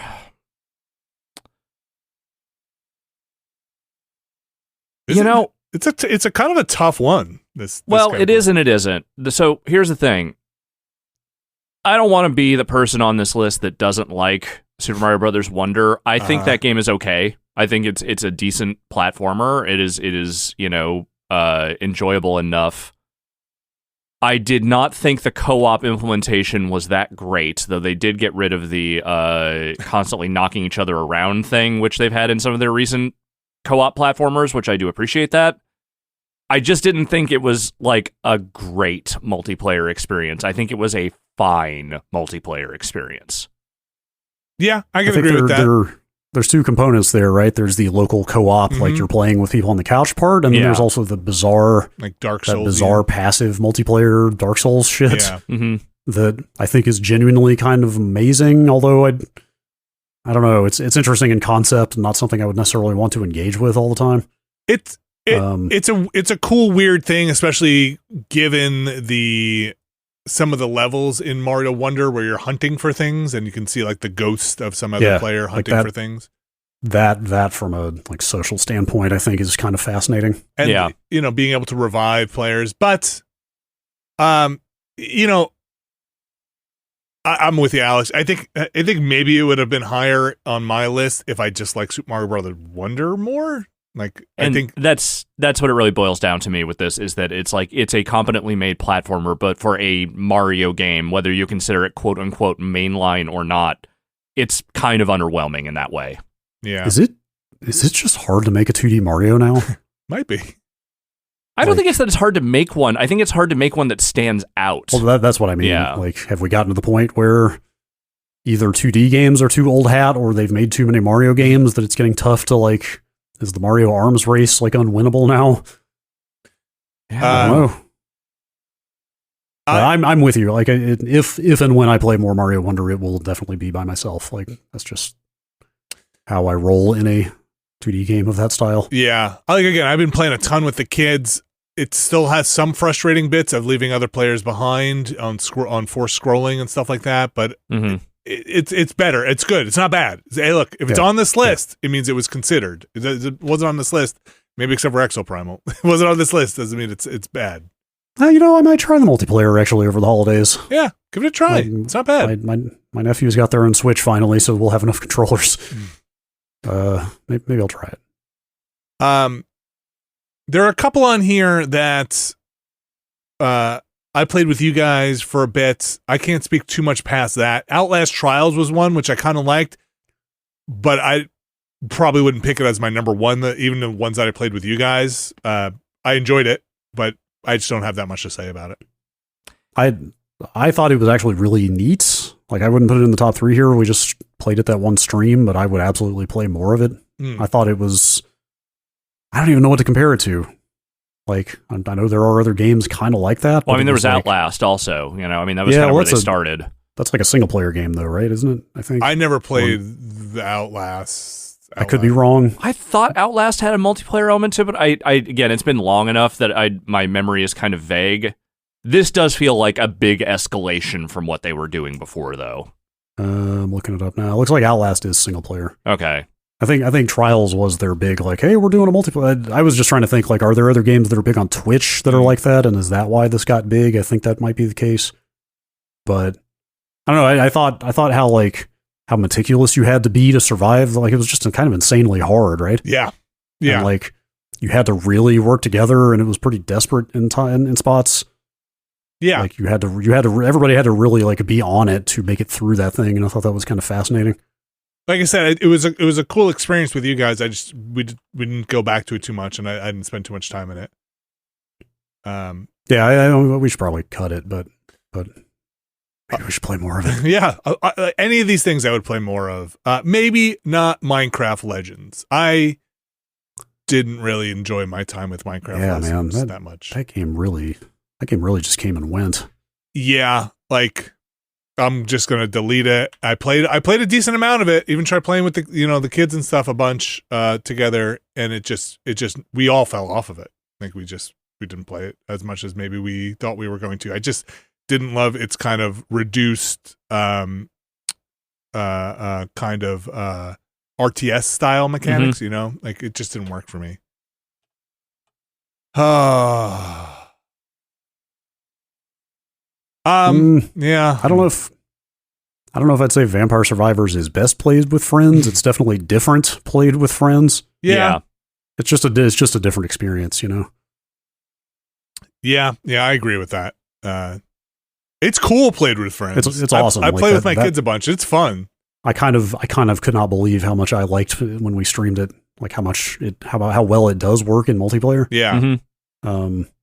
I might prefer it in multiplayer, but there is that's my personal opinion. I don't know if it would be on my top on this list. I'm okay to slice that one. Yeah, I mean, there's a question here of how literally we're interpreting the name of this category. Like, is this actually like it's better to play this with people than alone, or is it just this is best multiplayer?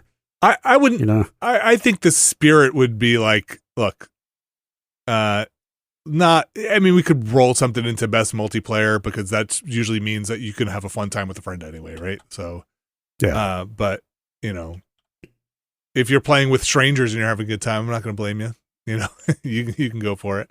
Sure. I'd say we could probably cut Diablo 4. Yeah. Personally, yeah. I think that game plays just fine by yourself. Like it's also fine with people, but it's definitely not necessary. I wound up playing that pretty much solo the entire time. Yeah. Like, me too. Yeah. Like it's, I played with the kids a bit, or I tried to. I had to make all Blizzard accounts for them. Yeah, I'd cut that. I was like really excited about Diablo 4, and then it did not hold my attention as long as I thought. I mean, I played a good bit of it, but yeah, like I finished that campaign and just put it down and never booted it back up. Even I might not be the only one who did.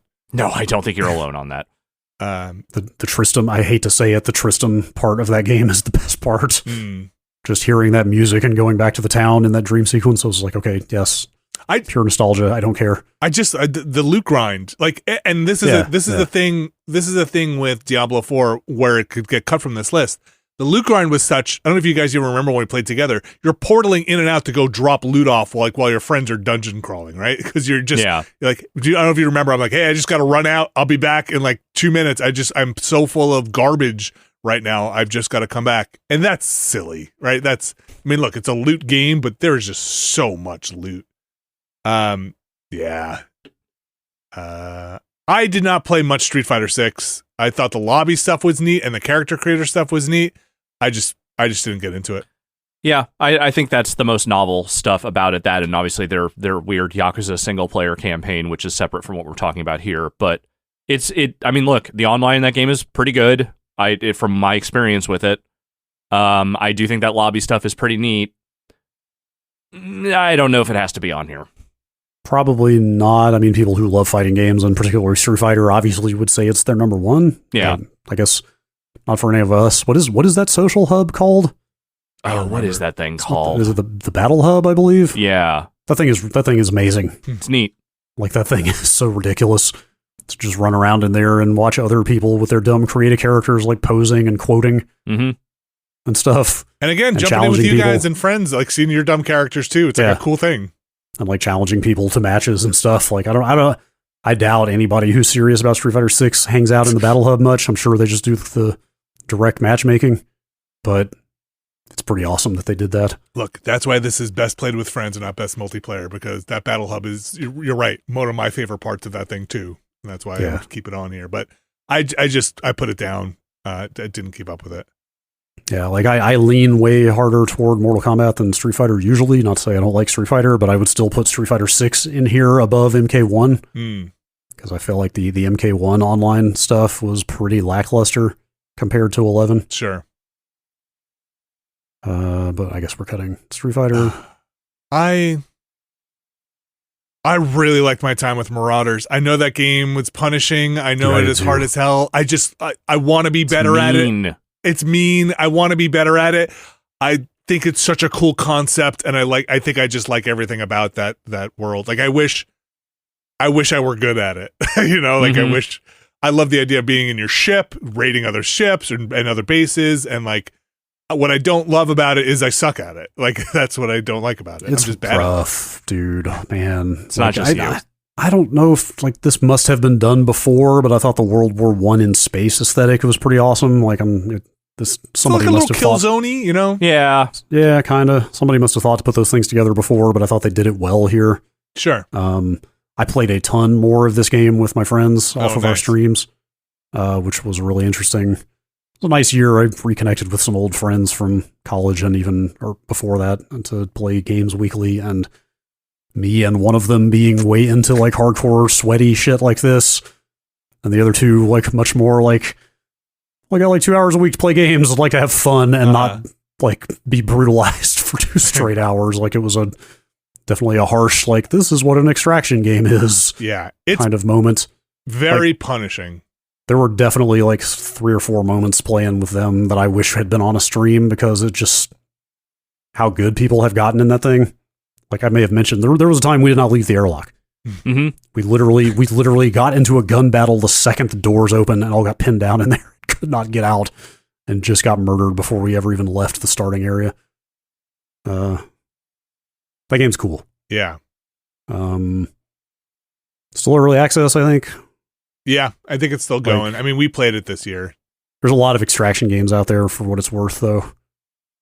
I think they need to add. I think we were starting to run into the limits of the content in Marauders with your group. You mean? I think they need to add more to that. I'm sure they are. But there's a lot of extraction games. That's kind of the point. You know, there are definitely a lot of other games of that type out there now. Yes, it is. Cutting it early access. I mean, I wouldn't cut it necessarily. No, I would keep it. Maybe we leave it. Okay. Yeah. I think we do have to cut something at some point. I think this year's Jackbox is not my favorite Jackbox. Okay. It's good. It's good. It is solid. Apologies to Rich Gallop. Yeah, I think Jackbox is one of my favorite party games. I kind of know Jackbox is one of my favorite party games. I think this party pack was good, and there were a few really solid ones in there, but probably not my favorite. I wound up playing more other Jackboxes when I would boot this up and go into them. So I think I'm okay cutting that. Fair. So Super Crazy Rhythm Castle is fun and awesome, and we couldn't get into it on our multiplayer. Yeah. We tried for a couple of weeks there before we do a grab bag to launch into the multiplayer, and it still wasn't working well. Vinny, your face froze on camera. It's pretty funny. Oh yeah, look at me. Hee hee. Good face. Yeah. I'm gonna keep that face there and just see if it comes back in a second. Yes. Yeah, I'm bummed it didn't work because it's a lot of fun. But I played it with the kids. It's great. I'm with you, like putting on my reviewer's hat. It's like, oh, this can't be on here because the multiplayer straight up didn't work. Yeah. But we all went and bought copies of that game ready to play it, and I'm kind of bummed we didn't get to. Maybe they'll fix it. Yeah. I hope so. I hope so. Okay. You guys cut something. I'm going to try and fix my camera while it's on. Okay. Oh, geez. I don't think Vampire Survivors has to be on here. Yeah, I'm with you. I was like, most of what else is on here is like a question for Vinny that I would cut. Yeah. Like Pikmin 4 or Baldur's Gate 3. Not saying I would cut them, but it's like, should they be on here? I think the addition of multiplayer is a really novel and surprisingly workable thing that they did this year. It is not the best way still to play Vampire Survivors. It's just cool that they did it.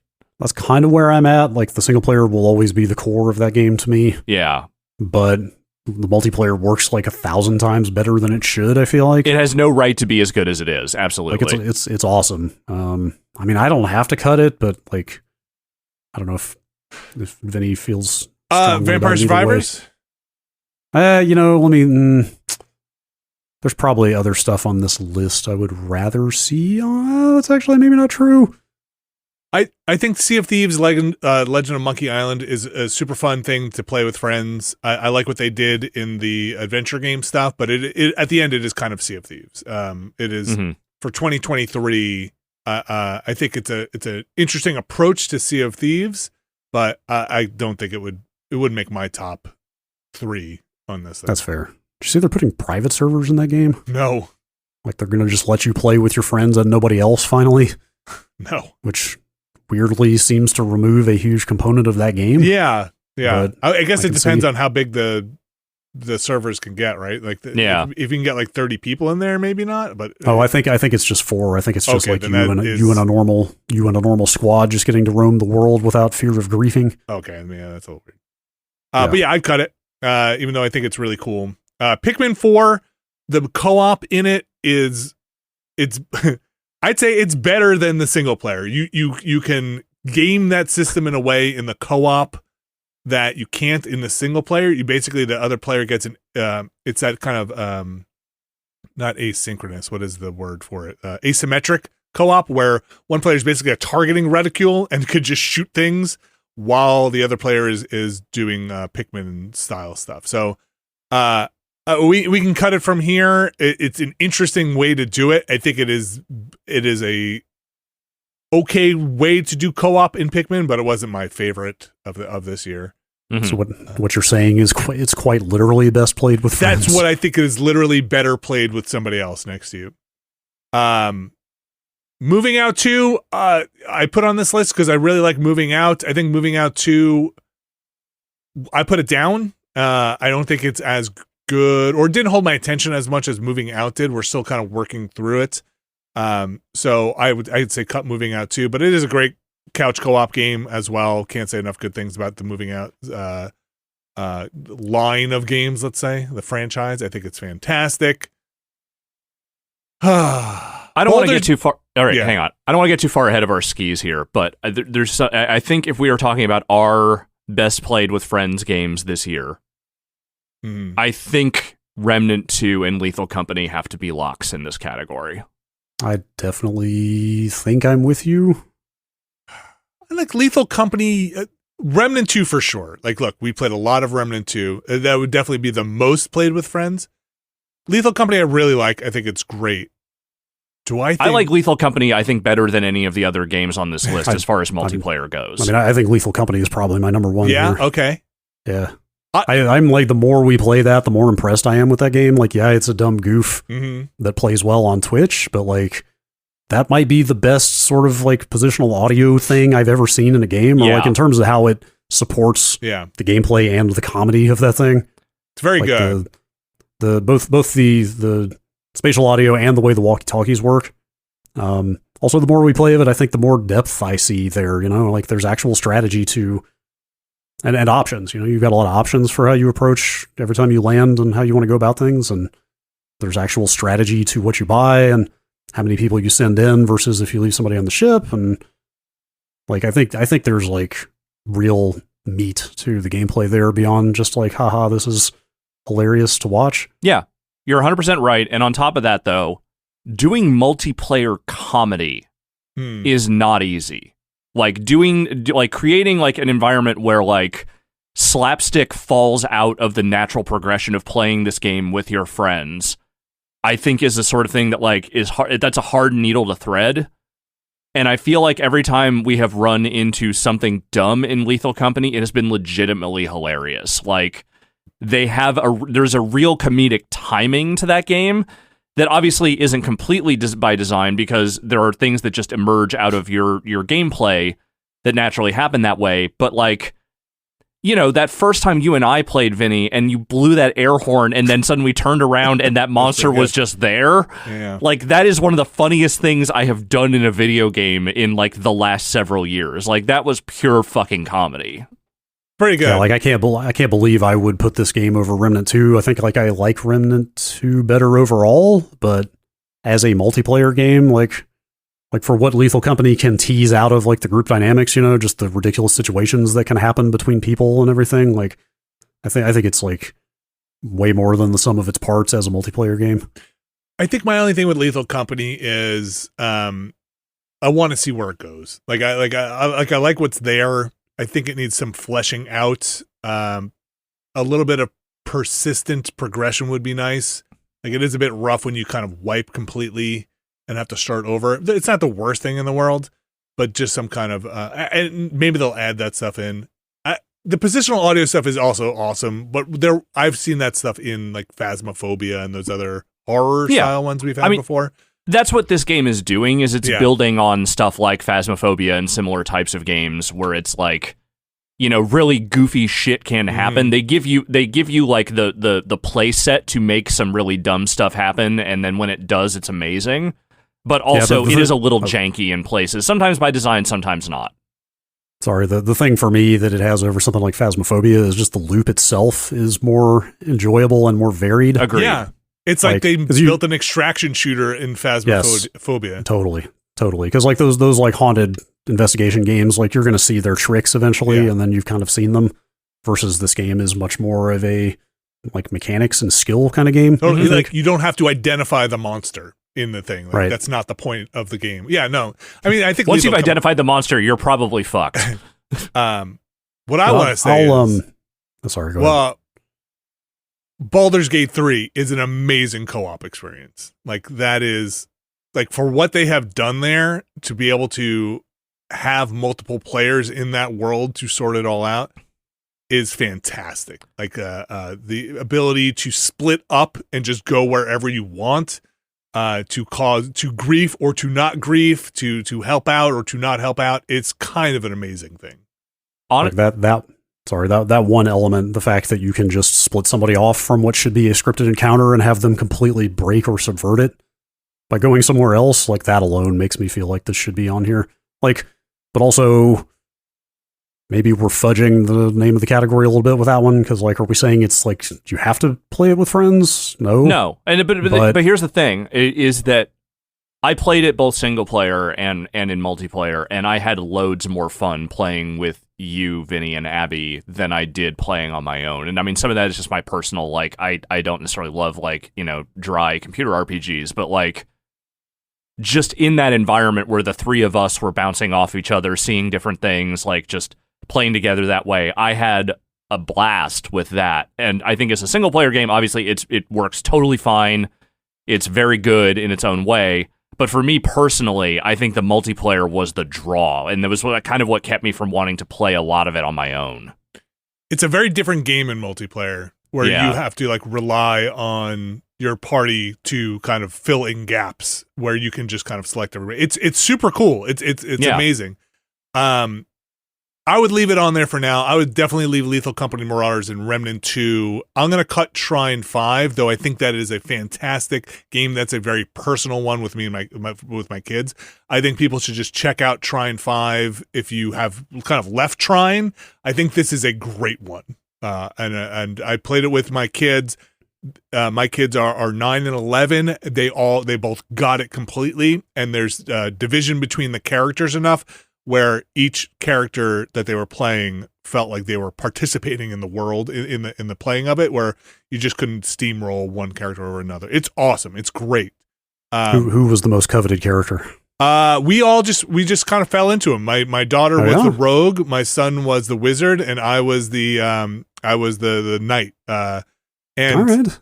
You know, it was fun. We had a fun time just teasing my son because you just make boxes all the time and be like, like a box isn't always the solution. Like, get your boxes out of here. Try a plank once in a while, kid. Or just like, look, we can all just jump over it. He's like, oh, let me build 3 boxes. Like, we can just jump. Like, just go. It was fun.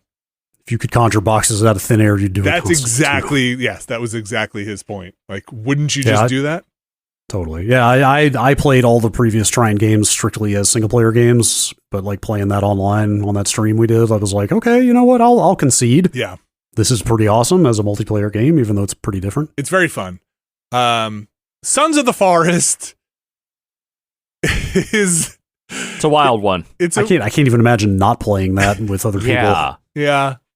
I mean, you certainly could. Like, but look, it's so much goofier. I have tried playing Remnant 2 on my own. I have tried multiple times playing Remnant 2 on my own. That is a very different game in co-op. And I would say that game, for me, is best played with friends because of the structure of that game. Yeah, I agree. Sons of the Forest, I could probably see trying to solo that game, but it might be easier in some parts, but I don't think it would be nearly as fun. There's just like a lot of, I don't know, there's just a lot of weird stuff happening that you want to share in Sons of the Forest. also just like how fucking creepy that game is. Like when you first are out in the woods hearing like the calls of the cannibals, you know, and just like, did I see somebody moving out there? What the fuck? Like that stuff is always more fun when there's other people around to like share the horror with, and also just all the weird shit in that game. I don't know if I would keep it on this list though, because it's up against some pretty stiff competition. Yeah, it's tough, man. I don't know. Like, I'm with you on Remnant 2. Like, I played at least as much Remnant 2 by myself as I did with you guys on the streams. Arguably should have dropped the difficulty in solo, because fuck, it was painful. But it is absolutely better with people. Like, the way the classes line up in particular. Like, being able to combine abilities and stuff. Definitely better in a group. How do you guys feel about cutting Vampire and Sons for now? Yeah, I think so. Like I could see either of those games being in a top 3. Honestly, like everything on this list absolutely could be in a top 3. Let me run down the list for people listening. It's Remnant 2, Marauders, Lethal Company, Baldur's Gate 3, Vampire Survivors, and Sons of the Forest. I think you can let go Vampire Survivors. Yeah. I think compared to the rest of this list, I think so. I think I would. Yeah, I guess so. Should I get rid of Sons of the Forest while we're on here too? Like, is Sons of the Forest going to beat Marauders, Lethal Company, Baldur's Gate, or Remnant? There's a chance that Sons of the Forest might come back around when we talk about this stuff next year, because that game is still in early access. Yeah, so was Lethal Company and Marauders for that matter. Man, Sons of the Forest is such a weird, unique experience. It very much is, yes. I don't even think we got nearly into the crafting part of it. All right, I'm going to...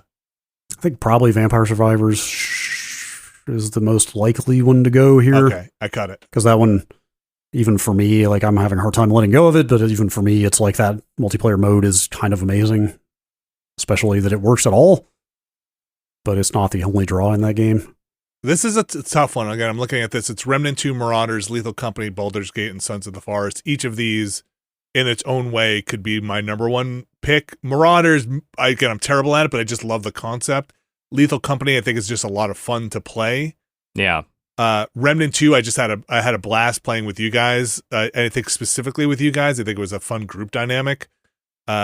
Baldur's Gate 3, I just adore that game, and I just love any flavor of it. I think the multiplayer adds a lot to it. And Sons of the Forest, I think, is just so quirky. Like, I think I just had a really good time with it. Yeah, that's a weird game. That inventory is so weird. Yes, your backpack. It's like spreading your backpack out on the ground every time. I've only played Baldur's Gate single player. I have not played it multiplayer, so I just can't speak to that. I mean, that's a very strong argument for that to be on here. But just because I haven't played it, I would say Remnant, Lethal Company, Sons of the Forest are my top ones probably. You wouldn't put Lethal Company in it? Wait, did I? Did you say Remnant, Marauders, and Sons, or Remnant? Oh, I meant Remnant, Lethal Company, Sons of the Forest. Okay. Is what I meant. That's good. But it is hard to see Baldur's Gate going for what it does in multiplayer. I would personally put Baldur's over Sons of the Forest, but I also wouldn't be mad if Sons of the Forest ended up in the top 3. I would do a Remnant, Lethal, Baldur's would be mine, I think. I think that's mine as well. I would probably... Yeah, I'm fine with that. I'm fine with that. What do you guys think for the winner? Because I would maybe put Remnant 2. Mine is Lethal Company. Lethal? Yeah, I'm torn. It could be either one. I haven't thought my top 10 through yet, but like Remnant 2 is very possibly the top or damn close. But as a multiplayer experience... Yeah, it's the multiplayer part. Like I said, I did play and enjoy Remnant 2 quite a bit by myself as well, whereas Lethal Company is like... It just feels like a blend of multiplayer stuff that I have not seen before. Yeah. And it feels like something that just wouldn't work otherwise. On Lethal Company? Yeah, I don't know. I'm torn on those. I think that Lethal Company, one of my favorite parts is staying behind on the ship because you can interact with people, open doors, buy stuff, and do things. Like, I think that's a really interesting home base part of where you have like the person in the chair style in Lethal Company that I think they do pretty well, and being able to see the kind of pings, right? Like kind of alien style of like, oh man, Abby's not moving, Abby's down. Yeah. I think that's a really interesting part.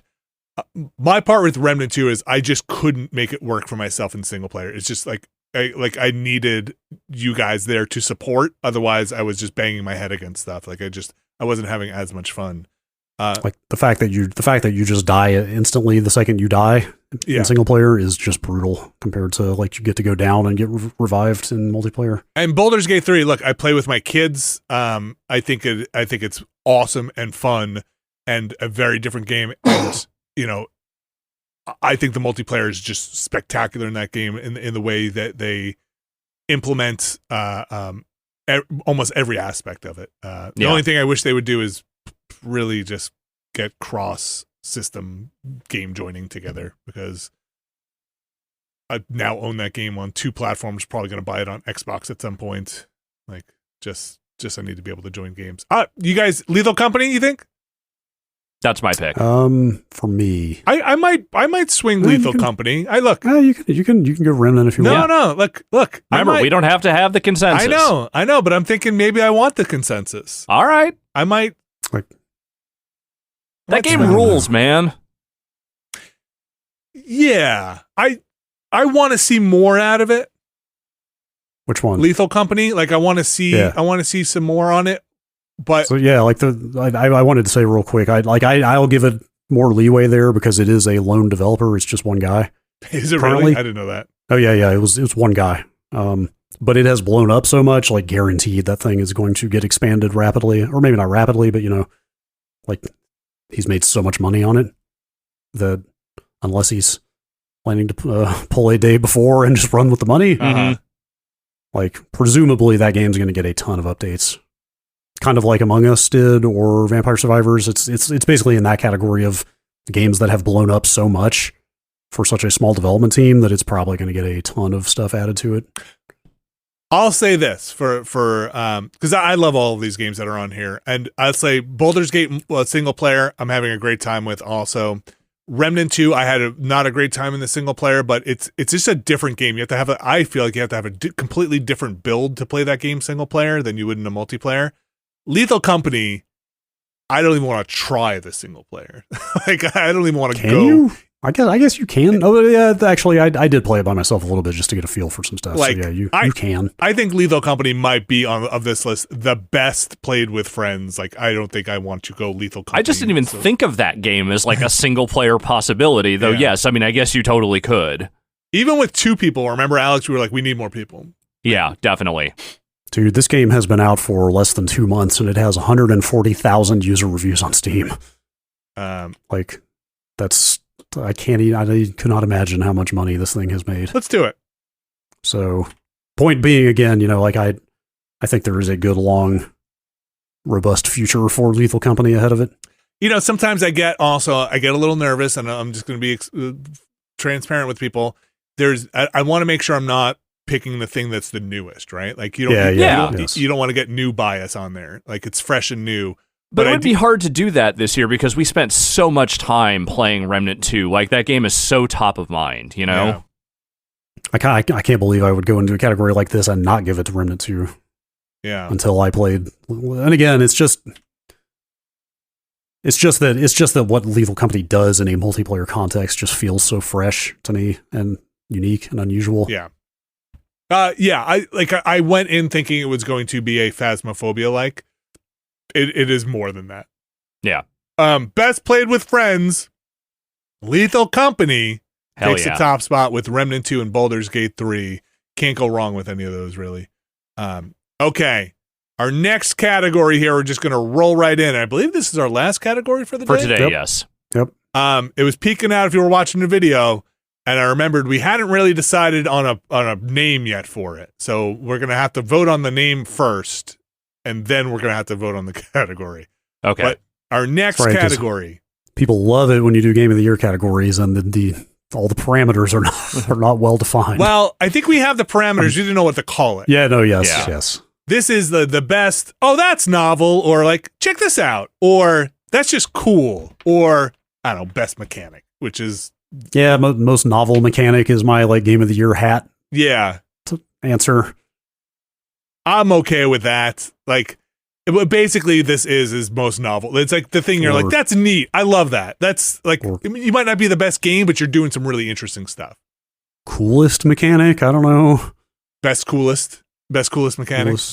Coolest game mechanic. Coolest game mechanic is going to be just. I can't think of a character. I don't know who's the one that upgrades your weapons in Remnant 2. That's I don't remember like any of the NPCs' names. She's a mechanic. So coolest game mechanic, you know what we mean. Yeah. Here are the things that are currently on our list. Viewfinder, all the mechanics. Okay. there's the photo one.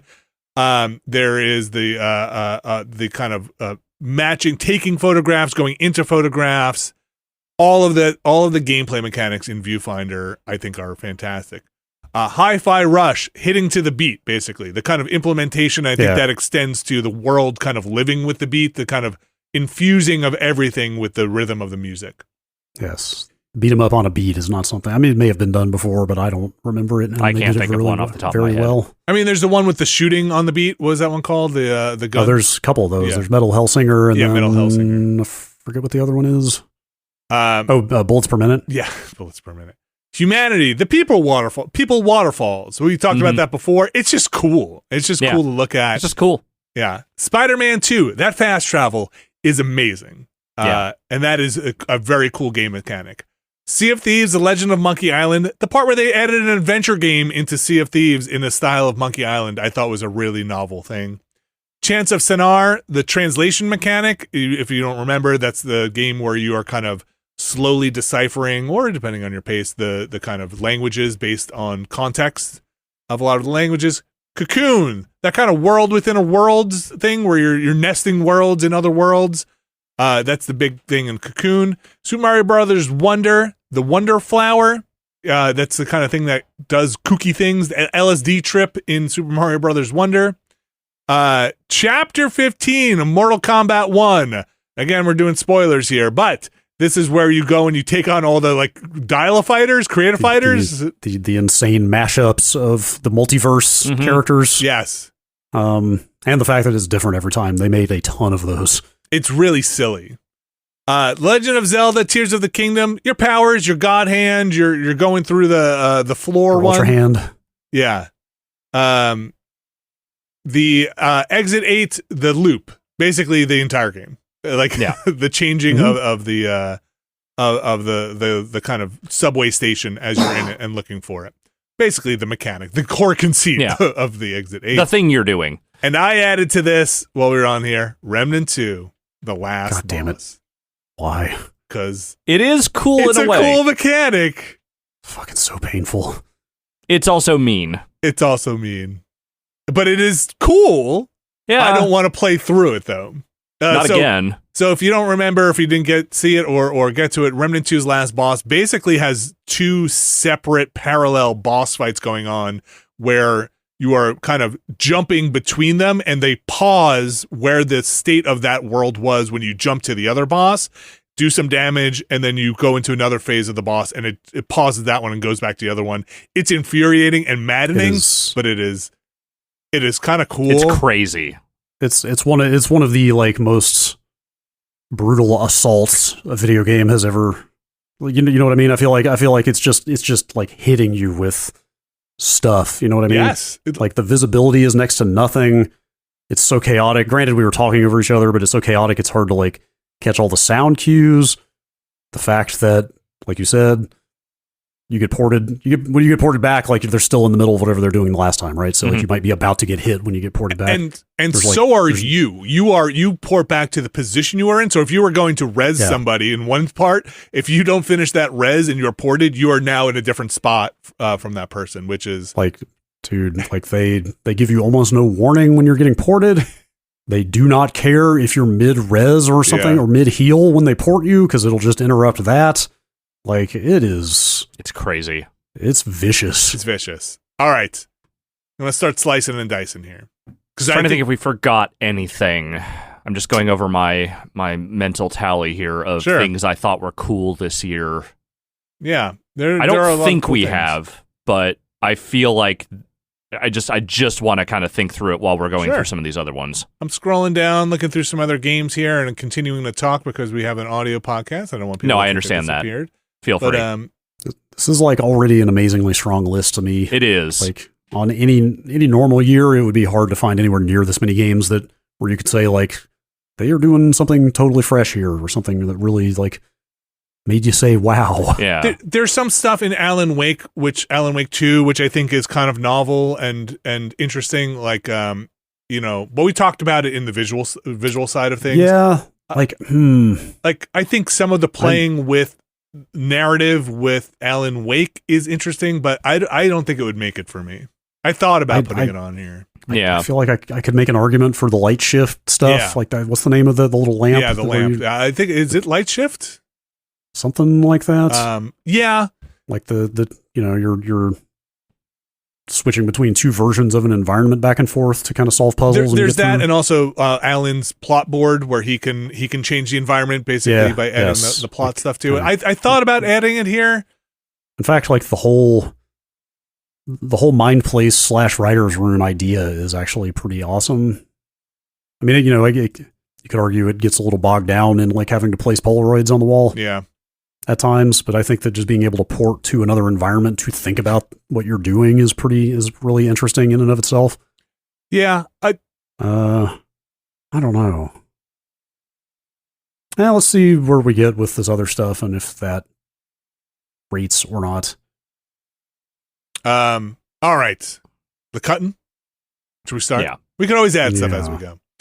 I'm going to cut the Sea of Thieves, Legend of Monkey Island. I think I put it on here because I wanted to recognize that Sea of Thieves did a really cool thing with the adding in of Legend of Monkey Island, where it could have just been another one of their pirate adventure things, but they decided to add in a full-on, go get this thing, go use this thing to interact with this other thing style Monkey Island adventure. It's just super well executed and done surprisingly well, I should say. Not that I think Sea of Thieves is a terrible game, but Sea of Thieves kind of has a cadence and a pace and a thing to it. And it was cool to see that, but I don't think it was my favorite of this year. Yeah. Also just like what a great matchup of properties that is. And free, I believe. For the DLC? Is Sea of Thieves free out of the gate? No. I mean, that DLC was free. I'm pretty sure it was.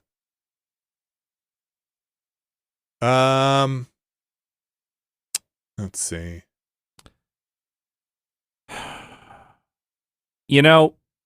Okay, you're probably going to yell at me for this one, but I'm going to say it. Okay. If Spider-Man 2 didn't invent that fast travel, someone else would have.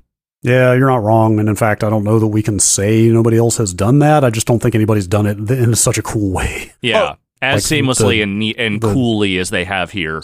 Specifically, the zoom into your in-game map to become the real world bit is just so striking. And just on a technical level it's a thing, it's a cool mechanic. It makes getting around that game and scooping up your trophy list or whatever you need to do painless to wander around. You're right. Yeah, I wished I had more side stuff left to mop up at the end of that game, because I actually got the platinum in maybe an hour to an hour and a half after I finished it. Mm-hmm. And I wished I had more to do. The other thing I will just say is that as cool as it is, I honestly barely used it because traversal is one of the great joys of that game. I very rarely felt the need that I had to use it, except when I was literally going from one side of the map to the complete opposite end. That's also how I played it until I finished the story, and pretty much I only tried it 3-4 times playing the game, and the rest of the time I used the traversal until I beat it. I agree. Yeah, no, I also only used it in mop up stuff. Yeah, I don't mind cutting it. It's but it is awesome. Yes. It is no doubt a thing that stands out in Spider-Man 2 is like, I will probably forget a lot of the plot beats of Spider-Man 2 and what happened in Spider-Man 2. I will probably not forget how quick that fast travel was. I mean, I think the first time I did it was just like, oh my gosh, that really just happened. Yeah, I mean, it literally has set the standard now for how that should work, right? Totally. Just like from here on out, any open world game that does not have a fast travel that works like that is going to look dated now. Yeah. Well, keep in mind, I mean, not every open world game is going to have access to the PS5 hard Oh, drive. yeah. But I know what you mean. I mean on hardware that can handle it, of course. Yeah. It'll at least be compared to it. Yes, absolutely. Look, I'm going to ask the audience to put their knives away, or maybe not. Maybe they're here to dine with me. I don't think the Wonder Flower stuff in Super Mario Brothers is. I think it's cool. I think it's cool, but I didn't get into it enough maybe to experience the full wonder of Super Mario Brothers Wonder. I think the idea that every stage has some like batshit tripping balls moments in it is neat. Like, is the actual act of picking up the flower to trigger that stuff like unique or original? Not really. So I guess it depends on like, are we talking about the flower or? I think what it does is the like. Yeah. I think it's more of what it does. Yeah. I think that is pretty awesome that they just kind of made every stage kind of lose its mind at some point. Yeah. Mm-hmm. I mean, would I keep it here? I don't know. I don't think so, personally. It wouldn't be on mine. There's some very cool stuff in that game, though. I can point to like 5 or 6 things on here I feel more strongly about. Yeah. Let's keep it on for now. We don't have to. We don't have to slice yet. I don't think we have to. Yeah, I think we can probably cut it. Let's leave it just to see. Okay. All right. I wish I liked Chapter 15 in Mortal Kombat 1 more. Oh my god, I thought it was so amazing. Conceptually, I think it's amazing, and I think the bit when you first start doing it is really awesome. Like they basically take the approach of, what if we threw all these Mortal Kombat characters at you, but we basically do to them what Neil Cicierega does to music, and just mash them up and into these insane monstrosity versions of themselves is pretty funny. But the fights aren't that good or interesting. They're short, and it ends on such a limp note that I think it just kind of left my brain after it happened. Yeah, we talked about that a lot when the game came out, and we all finished it. I also think the end of that chapter is super underwhelming, unfortunately. It's just specifically the extremely dumb characters they came up with. Yeah, that part is cool. I actually like that the fights are so short because I just want to see more of the dumb shit that they came up with. Mm-hmm. And there's like there's a real momentum through that chapter. You know, you start at the bottom of this pyramid, you know, running up the stairs, and you end at the top, and like that thing just doesn't stop. You know, like you just pound through fight after fight and keep running up the side. I kind of like how fast it moves. Really, I just like that they mashed up Kung Lao and Scorpion in a character named Stung Lao. Okay. Yep. Yeah. No, on a wordplay level, it's Yeah. them at the top of their game. Yes, that's really what it is, was just like laughing. And, you know, there's a straight up a trophy for playing through that chapter a second time because you're going to see different characters. Mm-hmm. It probably does not hang on this list. Also, it's a little clumsy where you pick your fighter at the beginning because it's not super clear how that's going to work. I think we talked about it. I picked Liu Kang not knowing that it was going to be a second Liu Kang from the main one. Mm-hmm. I did the same thing. That was a weird experience. Like, it's not perfectly executed, but there are some really good characters in that thing. Yeah. I ended up picking anyway. Garrus just because that to me, like, narratively made the most sense of who would team up with Liu Kang to do this. We can cut it. We could probably cut that and Mario Wonder. I think so. Honestly, like I think there's 3 more on this list that I would take over either of those. I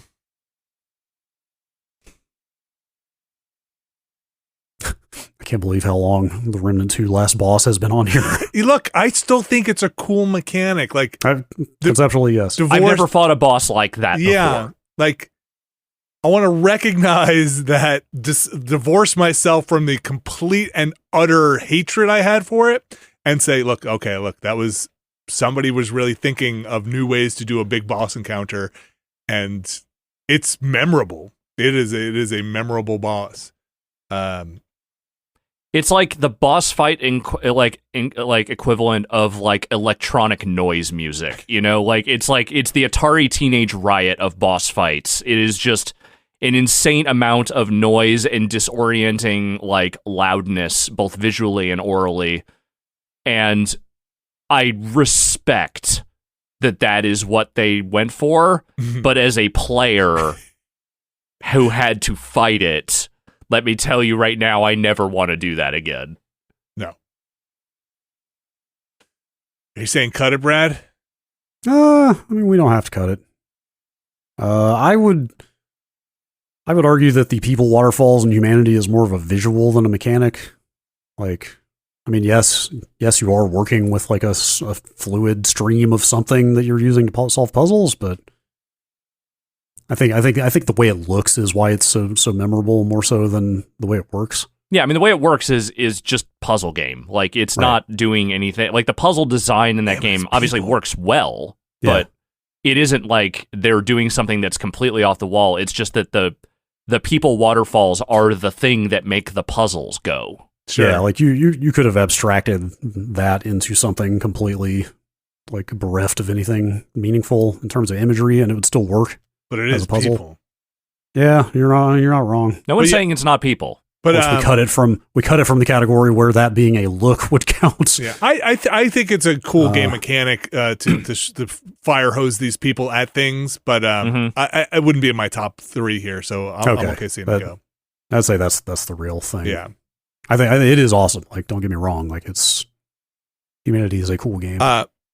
I'll just say Viewfinder, I think, has some of the most mind-bending, cool-looking visual mechanics. Yeah, like any one of the mechanics in Viewfinder could win this category for me, let alone all of them. Yeah, I love their escalation of things. I love where they take it. I think Viewfinder would be a lock for me in this category.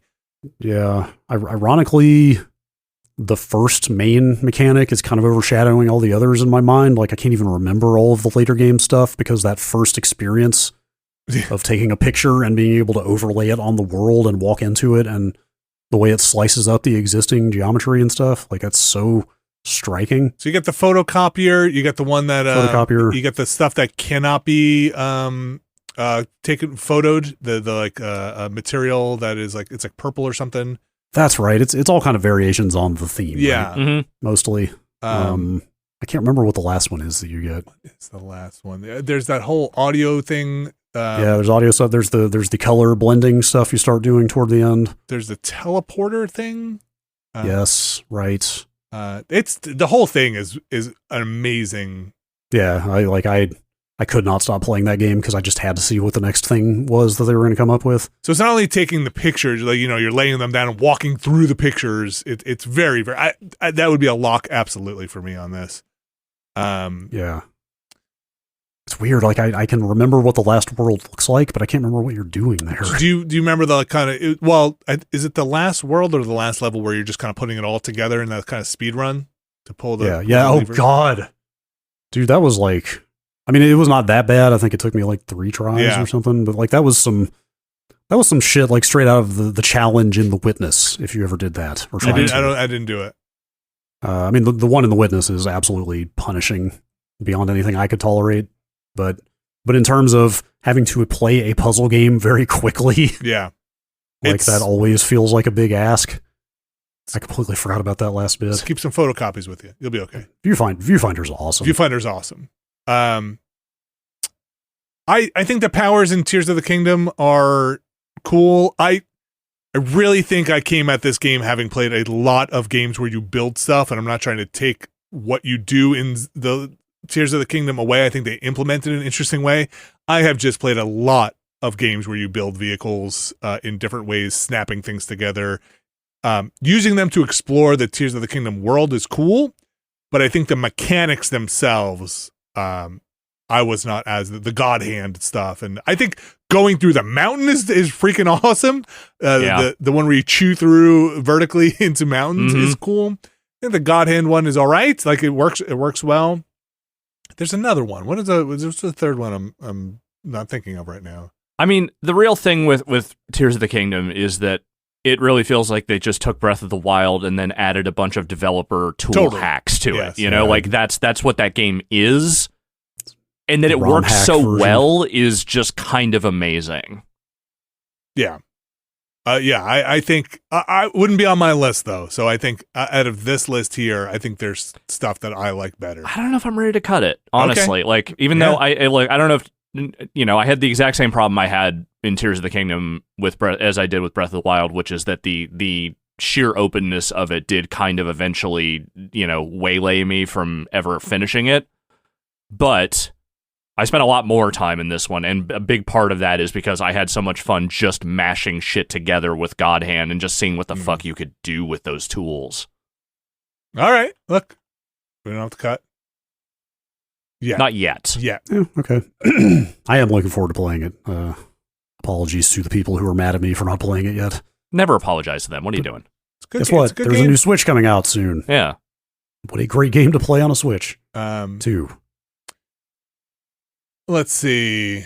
Chance of Sonar. I think that whole mechanic is also awesome. It's cool. I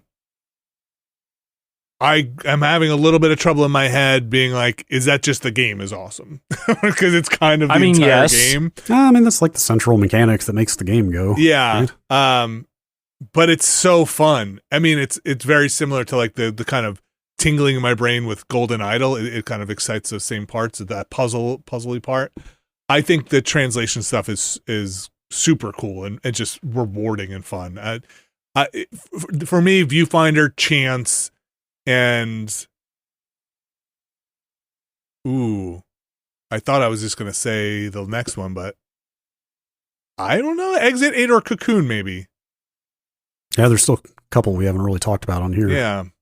I mean, the world within a world thing in Cocoon is Cocoon, you know? Yeah, it's the draw. And it's both like incredibly visually striking and is the basis of a lot of, maybe most of the puzzle solving or quite a bit of it. I don't know. That one's pretty strong. And did you wind up finishing it, Brad? Or No, I should really get back to it. I'm bringing a Series S with me. Because when I travel, I might try to finish it over the holidays. It gets intense. Like the NES thing gets pretty wild. Yeah.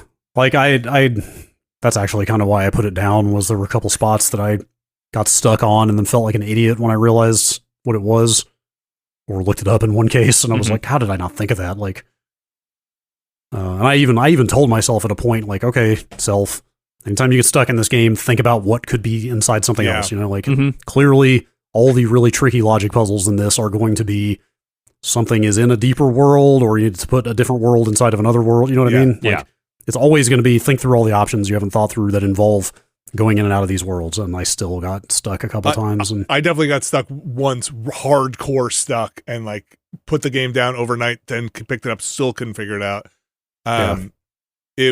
It's cool though. Like and also they do it well. Like it is a neat conceit. And they also implement it well. Sorry. Yes. Yeah, this is just a me problem. I feel like a failure when I have to look something up in a game like this that I'm really, like a puzzle game that I'm really enjoying. Like, I feel like if I can't figure it out myself, I shouldn't get to continue. No. If that makes sense. Well, I get what you're saying.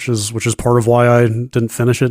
I think sometimes, and my thing is, sometimes with these puzzle games, you're not sure what the game is asking of you. And then, you know, looking it up, you're like, oh, okay, that's what we're doing now, huh? Yeah, yes. One of the ones I got stuck on, there was absolutely a problem of like what I thought was the scope of the game, which means you actually had to go like an entire screen back and interact with something from the last puzzle to move forward. Yeah.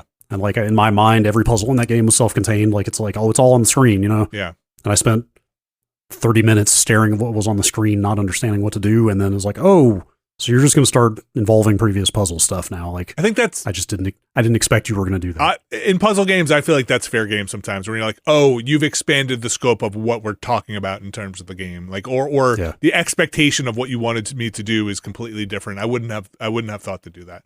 Cocoon's awesome. Yeah, it is. But so is Exit 8. Like, yes, that is also like that mechanic, that loop is so. It's in its simplicity, it's like sublime. right? Like it's reduced down to a spot the difference game, but it's so well done. Like I couldn't believe how into a glorified photo hunt I got, which is kind of what that is basically. Yeah. Did we ever? I'm not sure if I figured out exactly how many anomalies are in that game.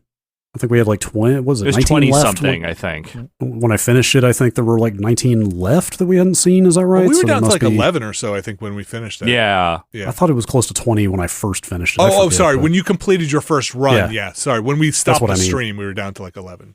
Yeah. There were not that many left, but so anyway, total there must be at least like 30 or 40 in the game. But the point is, when I finished it and then got all the rest and there was nothing left to do in that game, I was incredibly sad. Yeah. I was like, dude, I wish this game had like 5 times as much in it. Like, I fucking love this, and I would continue playing it until I ran out of stuff. That's a sign of a good game. And again, that's not a diss on how much content there is. I mean, it's a $4 game, for God's sakes. You know, like, it's just, it leaves you wanting more, but I'd say for what they are, you know, for what the value of that thing is, it's pretty good. One of them, I shouldn't say it because like finding the anomalies is the whole point of the game, but like one of the ones that we kept missing, like I don't know how you would ever find it unless you just happen to turn at the right moment and see it. Mm-hmm. Like, I don't want to say what it is, but a lot of them are incredibly obvious, you know, like a lot of the anomalies are just like hit you in the face as soon as you go around the corner. But there was one in particular that was just like, fucking come on, man. That's just mean. I'll add to the Exit 8 mechanic loop, which is, I think it's devious and genius that sometimes there's nothing different. Like that makes it so that changes the entire game. Like where you're like, oh, I'm just gonna walk forward. I don't think there's anything here, and you're like, oh my gosh, there was. That is so integral to that whole mechanic, and so smart, and so devious. It is devious. That's a very strong one. We didn't talk much about Hi-Fi Rush. I think that while I love the visuals on that game and I love the aesthetic, the style, and everything that's going on there, I think on this list for me, that mechanic is not going to stay for my top 3, or wouldn't be on my top 3. I think I'm going to agree with you. What I'm going to say is I think the mechanic is incredibly novel and cool. I think the only thing that slightly holds it back for me is that at its core, it is a good beat 'em up. It is not a great beat 'em up. Like, I think that the thing that it hangs its hat on, which is the hit to the beat and get, you know, bonus attacks or bonus, you know, damage and all that stuff when you're hitting on the beat. It's good. It's great idea. The actual beat 'em up they implemented in is pretty fun, but it would not be nearly as notable if it weren't for that beat aspect of it. Yeah. Like, the actual fighting mechanics are like pretty okay. Yeah, I can see that. I think it's very satisfying to nail the combos in that game. Yes, when you hit it, when it's all hitting on all cylinders, it's very good. Well, also just even moving around in the world to the beat, like everything to the beat is cool. Like footsteps. Yeah, the jumps, the whole thing. I don't know. That could be top 3 for me. Okay. But Brad, what are you thinking in your head in the top zone? Doesn't have to be 3, but like what do you like? Definitely Viewfinder. Almost definitely Exit 8. Okay. Maybe Cocoon, maybe Hi-Fi Rush, maybe Remnant. I don't know. It's just been on there long enough. It's just fuck. We haven't gotten rid of it yet. I still have this nagging feeling that we should be giving Alan Wake more due here. I don't know. Like I said, I think I thought a lot about putting it on here. I think it's very cool. I just think there's other stuff on here that I would pick. Yeah, maybe so. Like, I think the plot stuff is cool and the light stuff is very cool. As a mechanic, and changing the scene and having Alan narrate with the plot stuff on his board is very neat. Yeah, I think those are the actual mechanics we would be talking about here. I think like the blending FMV is more of a visual, like a style thing, and less of a mechanic. So, I mean, I guess those things. It's not like those two things have never been done before, like ways to shift the environment between two states or whatever.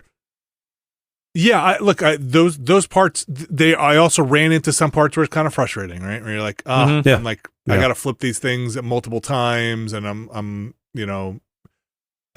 but it is cool. Like it is definitely cool. I for me, it wouldn't beat something like Viewfinder or Chance, where maybe Alan Wake as a whole might beat one of those, but I think just pure mechanics wise, I think those things are just so cool. Like getting. Oh, sorry. Well, I was just gonna say, like, I never called like my wife in to be like, you need to see like this phase shifting. Where I was like, you need to go look at this Viewfinder game. Like, look what happens here, and have her go like, where your stomach goes weird the first time, or even in Chance, where I was like, oh, you would really like this. This is such a cool thing to like decode this language. I never called her in for Cocoon or Exit 8, though I could. Exit 8 is definitely a game I would show somebody and be like, isn't this super cool? Yeah. Yeah, maybe Alan Wake can go then. It will get its due elsewhere, I think. You're right that some of those puzzles are pretty tough and confusing. Like getting stuck on, was it one in chapter 6, I want to say? Like getting stuck on one of those in front of Sam Lake was not fun. Well, I don't know if I need to describe it. It was just one of the ones where you need to kind of change it multiple times, walk back and forth to kind of get to where you're going. Were you outside? Anyway, it was in the, yes, it was outside. Were you outside by a rooftops. parking lot by a cop car? You weren't outside the theater. Okay. This was on a rooftop. Okay. Because I did one recently, or not that long ago, that I was like, I have changed these things like 7 times. I cannot find out where to go. And finally, I did have to look it up. And I was like, oh my gosh, I just have to stand here. Sometimes seeing stuff in that game, and I don't want to turn the brightness up, but sometimes seeing stuff in that game can be tough. Yeah. All right. Alex, do you have a general sense of what you'd pick?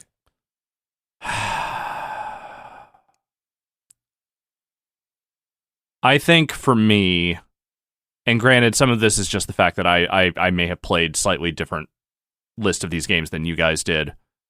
Like, I didn't play Viewfinder, but I watched you guys play Viewfinder, and I am completely fine with that being in the top 3. I think from the stuff I played, it's probably Tears of the Kingdom and Hi-Fi Rush for me. But I don't feel like anything on this list is something that I have to have those games over any of the others. I mean, those are good ones. Yeah. Except Tears of the Kingdom. I'm kidding. Yeah, I know. I think I'm impressed with Cocoon more than I liked it. I think the world within a world stuff is done really, really well. I did not have as much fun playing it as I was kind of hoping, but that's not on the mechanic. I think the mechanic is, it's a great thing to hang your game on, and they do it really well. I'm just going to lock myself into Viewfinder. Like, okay. It's nothing on this list as I'm looking over it is going to. I think if I'm going to pick one for myself, it's probably honestly Tears of the Kingdom. And I can't believe I'm saying that over like a quote unquote rhythm game in 2023. But I think I have to give it to them. I wrote my name next to Viewfinder. You did. Oh, look at that. Yes. Okay, so wait, now we need if we're going to pick a third here. Look, you guys seem to. I like Hi-Fi Rush. I'd be totally fine with it being on there. I think Chance of Sonar and Cocoon and Exit 8 are better picks for the third. Do I put my name next to Exit 8 just to get it on here? That doesn't feel right. If you want to consensus this and say Exit 8 makes the third, I'm with you. I think Exit 8 is super cool. Definitely would pick Exit 8 out of all the remaining ones. I can live with that. Look at us. Man, I can totally live with that. Cocoon and Hi-Fi Rush are hard to let go. Chance of Sonar, also hard to let go. But Remnant 2, a little easier to let go of. Remnant 2, that boss, again, particularly. Remnant 2 needs to be called out in just its audacity. Like, how dare this you? This is a call-out post. It's insane, man. Nobody ever do that again. Once we realized what was happening and just like how again, I think audacity is really like, why would you put a player through that? Like it really feels like that, those games are pretty Dark Souls-esque. Like, it really feels like they out-frommed From Software and how fucked up that boss is. Mm-hmm. it's a nightmare. All right, I'm gonna move tiers here. I'm gonna put Exit 8 up there, getting its due because that mechanic is super fun. And man, just a little fucking $4 game nobody had ever heard of before it came out, getting a bunch of attention in Game of the Year. Like, video games are pretty cool. I think that's days. beautiful. I love it. Like, that's for as much.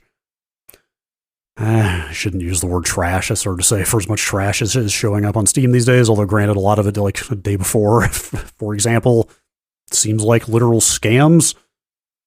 But, you know, like Steam is just flooded with 99-cent game, asset flip type games, you know? Like, there are a lot of, like, scammy sorts of things showing up these days. So for something like that to just come out of nowhere and actually be amazing is so cool. I think it's also a great testament, and we're gonna get in our wrap up here. So I'll just kind of sentiment wise say I think it's awesome to see those things go up against big AAA blockbusters, because we have stuff like Lethal Company, stuff like the Exit 8, stuff like Viewfinder going up against gigantic games this year. Yeah, like Tears of the Kingdom and the Exit 8 in the same category. Yes, and that's Viewfinder. Cool. Like, all right. That was best, or would you say coolest game mechanic with Viewfinder with Vinny and Brad, Legend of Zelda Tears of the Kingdom with Alex, and Exit 8 getting our consensus third place. And that is going to end our first part of this Game of the Year. We have part 2 coming up, in which we will have the actual top 10 ordered list of Game of the Year. With our favorite games of that year, where we will consensus that. We have more categories coming up, including Alex's personal one and Brad's personal one, and a bunch of other categories as well. 5 more in the next part. But let's recap what happened here. Yes. You guys mind if I just read them down? By all means. Here we go. Go for it. Starting with Best Look, which was a consensus vote. We had Dead Space and Hi-Fi Rush as the runners-up, and Alan Wake 2 unanimous for Best Look. Good job, Alan Wake 2. Best Game we came back to. Well, we had a unanimous one last time. This was a full individual picks this time, with Hitman Freelancer for Alex, Karateka by way of the making of Karateka, let's say, or inspired by the making of Karateka by Brad, and The Case of the Golden Idol, specifically the DLCs that came out and kept me going back to that game in 2023. So that was Vinny's pick for The Case of the Golden Idol. In Best Game, we came back to. Then I had my personal pick for FMV and or point-and-click adventure games that are for cool people, giving recognition to Hand of Doom, Mia and the Dragon Princess, and of course, the winner, my pick, Breakout 13. The breakout FMV game of 2023. Ridiculous. So glad there's so Wonder many. how that game's doing. I don't know. It's very positive reviews. It's got a decent number of. I hope we helped him sell a few copies. We should keep an eye on that developer. Yeah. Our next category here, Best Played with Friends. Baldur's Gate 3, a game that is fantastic with friends. Remnant 2, a game that is fantastic with friends. But the best game played with friends, by unanimous choice this year, Lethal Company. All three of us agree. The best played with friends game of I'm giving the Cooper thumbs up on this one. Very fun game. Congratulations, Lethal Company. And then coolest game mechanic. The Exit 8 gets a unanimous spot as our number 3, let's say. And then we have Alex with The Legend of Zelda Tears of the Kingdom, specifically all the powers you get, mechanics in there. And then Brad and Vinny picked Viewfinder, all the mechanics. That game has just a hook that is awesome and unbeatable and very, very cool. Agreed. Yeah, I said it then. It's up there with Portal, and what was the other one? I can't remember. It's like an all-timer in like first-person puzzle room games. Yes, it is. It does weird things to reality in ways that, if it hasn't been done before, have not done it this well before. So congratulations there. What a year for games in terms of the games that came out. The product. The product. Congratulations to all the games that have taken Nextlander's awards, and to the people who've made them and worked very, very hard on those. Sometimes, and we know, been in this industry long enough, sometimes a very thankless job. So all the runners-up, all the games we talked about, games that didn't get mentioned, for the most part, congratulations to everybody and their winners. Some games out there, though, I don't know. Some games out there, we don't know. Brad and Alex, I want to thank you guys for participating. I know it's been a pretty tough couple of weeks here. Thanks for coming by and sharing your depth of knowledge here on our Nextlander's Game of the Years, or at least part 1. We will have part 2 coming up next week. Kind of weird editorial note here. We will be recording that in almost a week's time. So if you're listening to these things back to back, there is very possible, there's a scenario where people have played different games. People, like, I might be like, oh, I finished Alan Wake 2. I most likely will have said, I finished Alan Wake 2. These are locked in. We're not going back and changing these. Yes. No. Our next categories, it might sound weird and different if you're just listening to these temporarily as time has changed. We have a weekend in between these. I might crash in and be like, we have to put 7th Guest VR in, that you have to see these 3D FMV people. That's right. We reserve the right to go in and edit this video and just loop over everybody. Anyway, thanks everybody for supporting us as well over this year. We really appreciate it. Again, no joke, couldn't do it without you. It would just be impossible, literally impossible. Yes. Thank you to you for running all the video production stuff on this. Oh, you're welcome. It's fun. Look, one of my goals for 2024 is to maybe try and make an actual Game of the Year tool at some point and add it in. So it's fun to do. Thanks everybody again. We'll be back with more Game of the Year, if you're listening to this when they're coming out, next week. See you, everyone.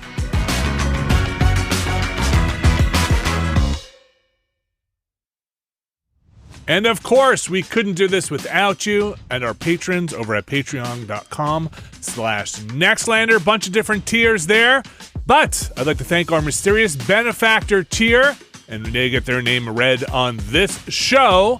So here we go. In our Game of the Year show, Sean Miller, Ryan Waterman, RRE, Infelicitous Rips, Kelly F., Brian Lucier, Skywarp, John Hubbard, Evan Cook, Mark Wilhelm, Jerry Lee, Deidre plays Fortnite now, I guess, Gary Pejke, Robert Fisher, John McInnes, Bunny Fiend, the, Peter Reardon, Jad Rita, Statics, Fantasticasm 89, Andrew Jackson, Mega Crane, Razgriz 2, Brian Murphy, Randy Duax, Andrew Tiebkin, Alex Wu, It's Me JP, Matt Clements Jr., Edward Chick, Andrew Slosky, Steve Lynn, Matthew Herrig, David Campos, and Tyler Treese.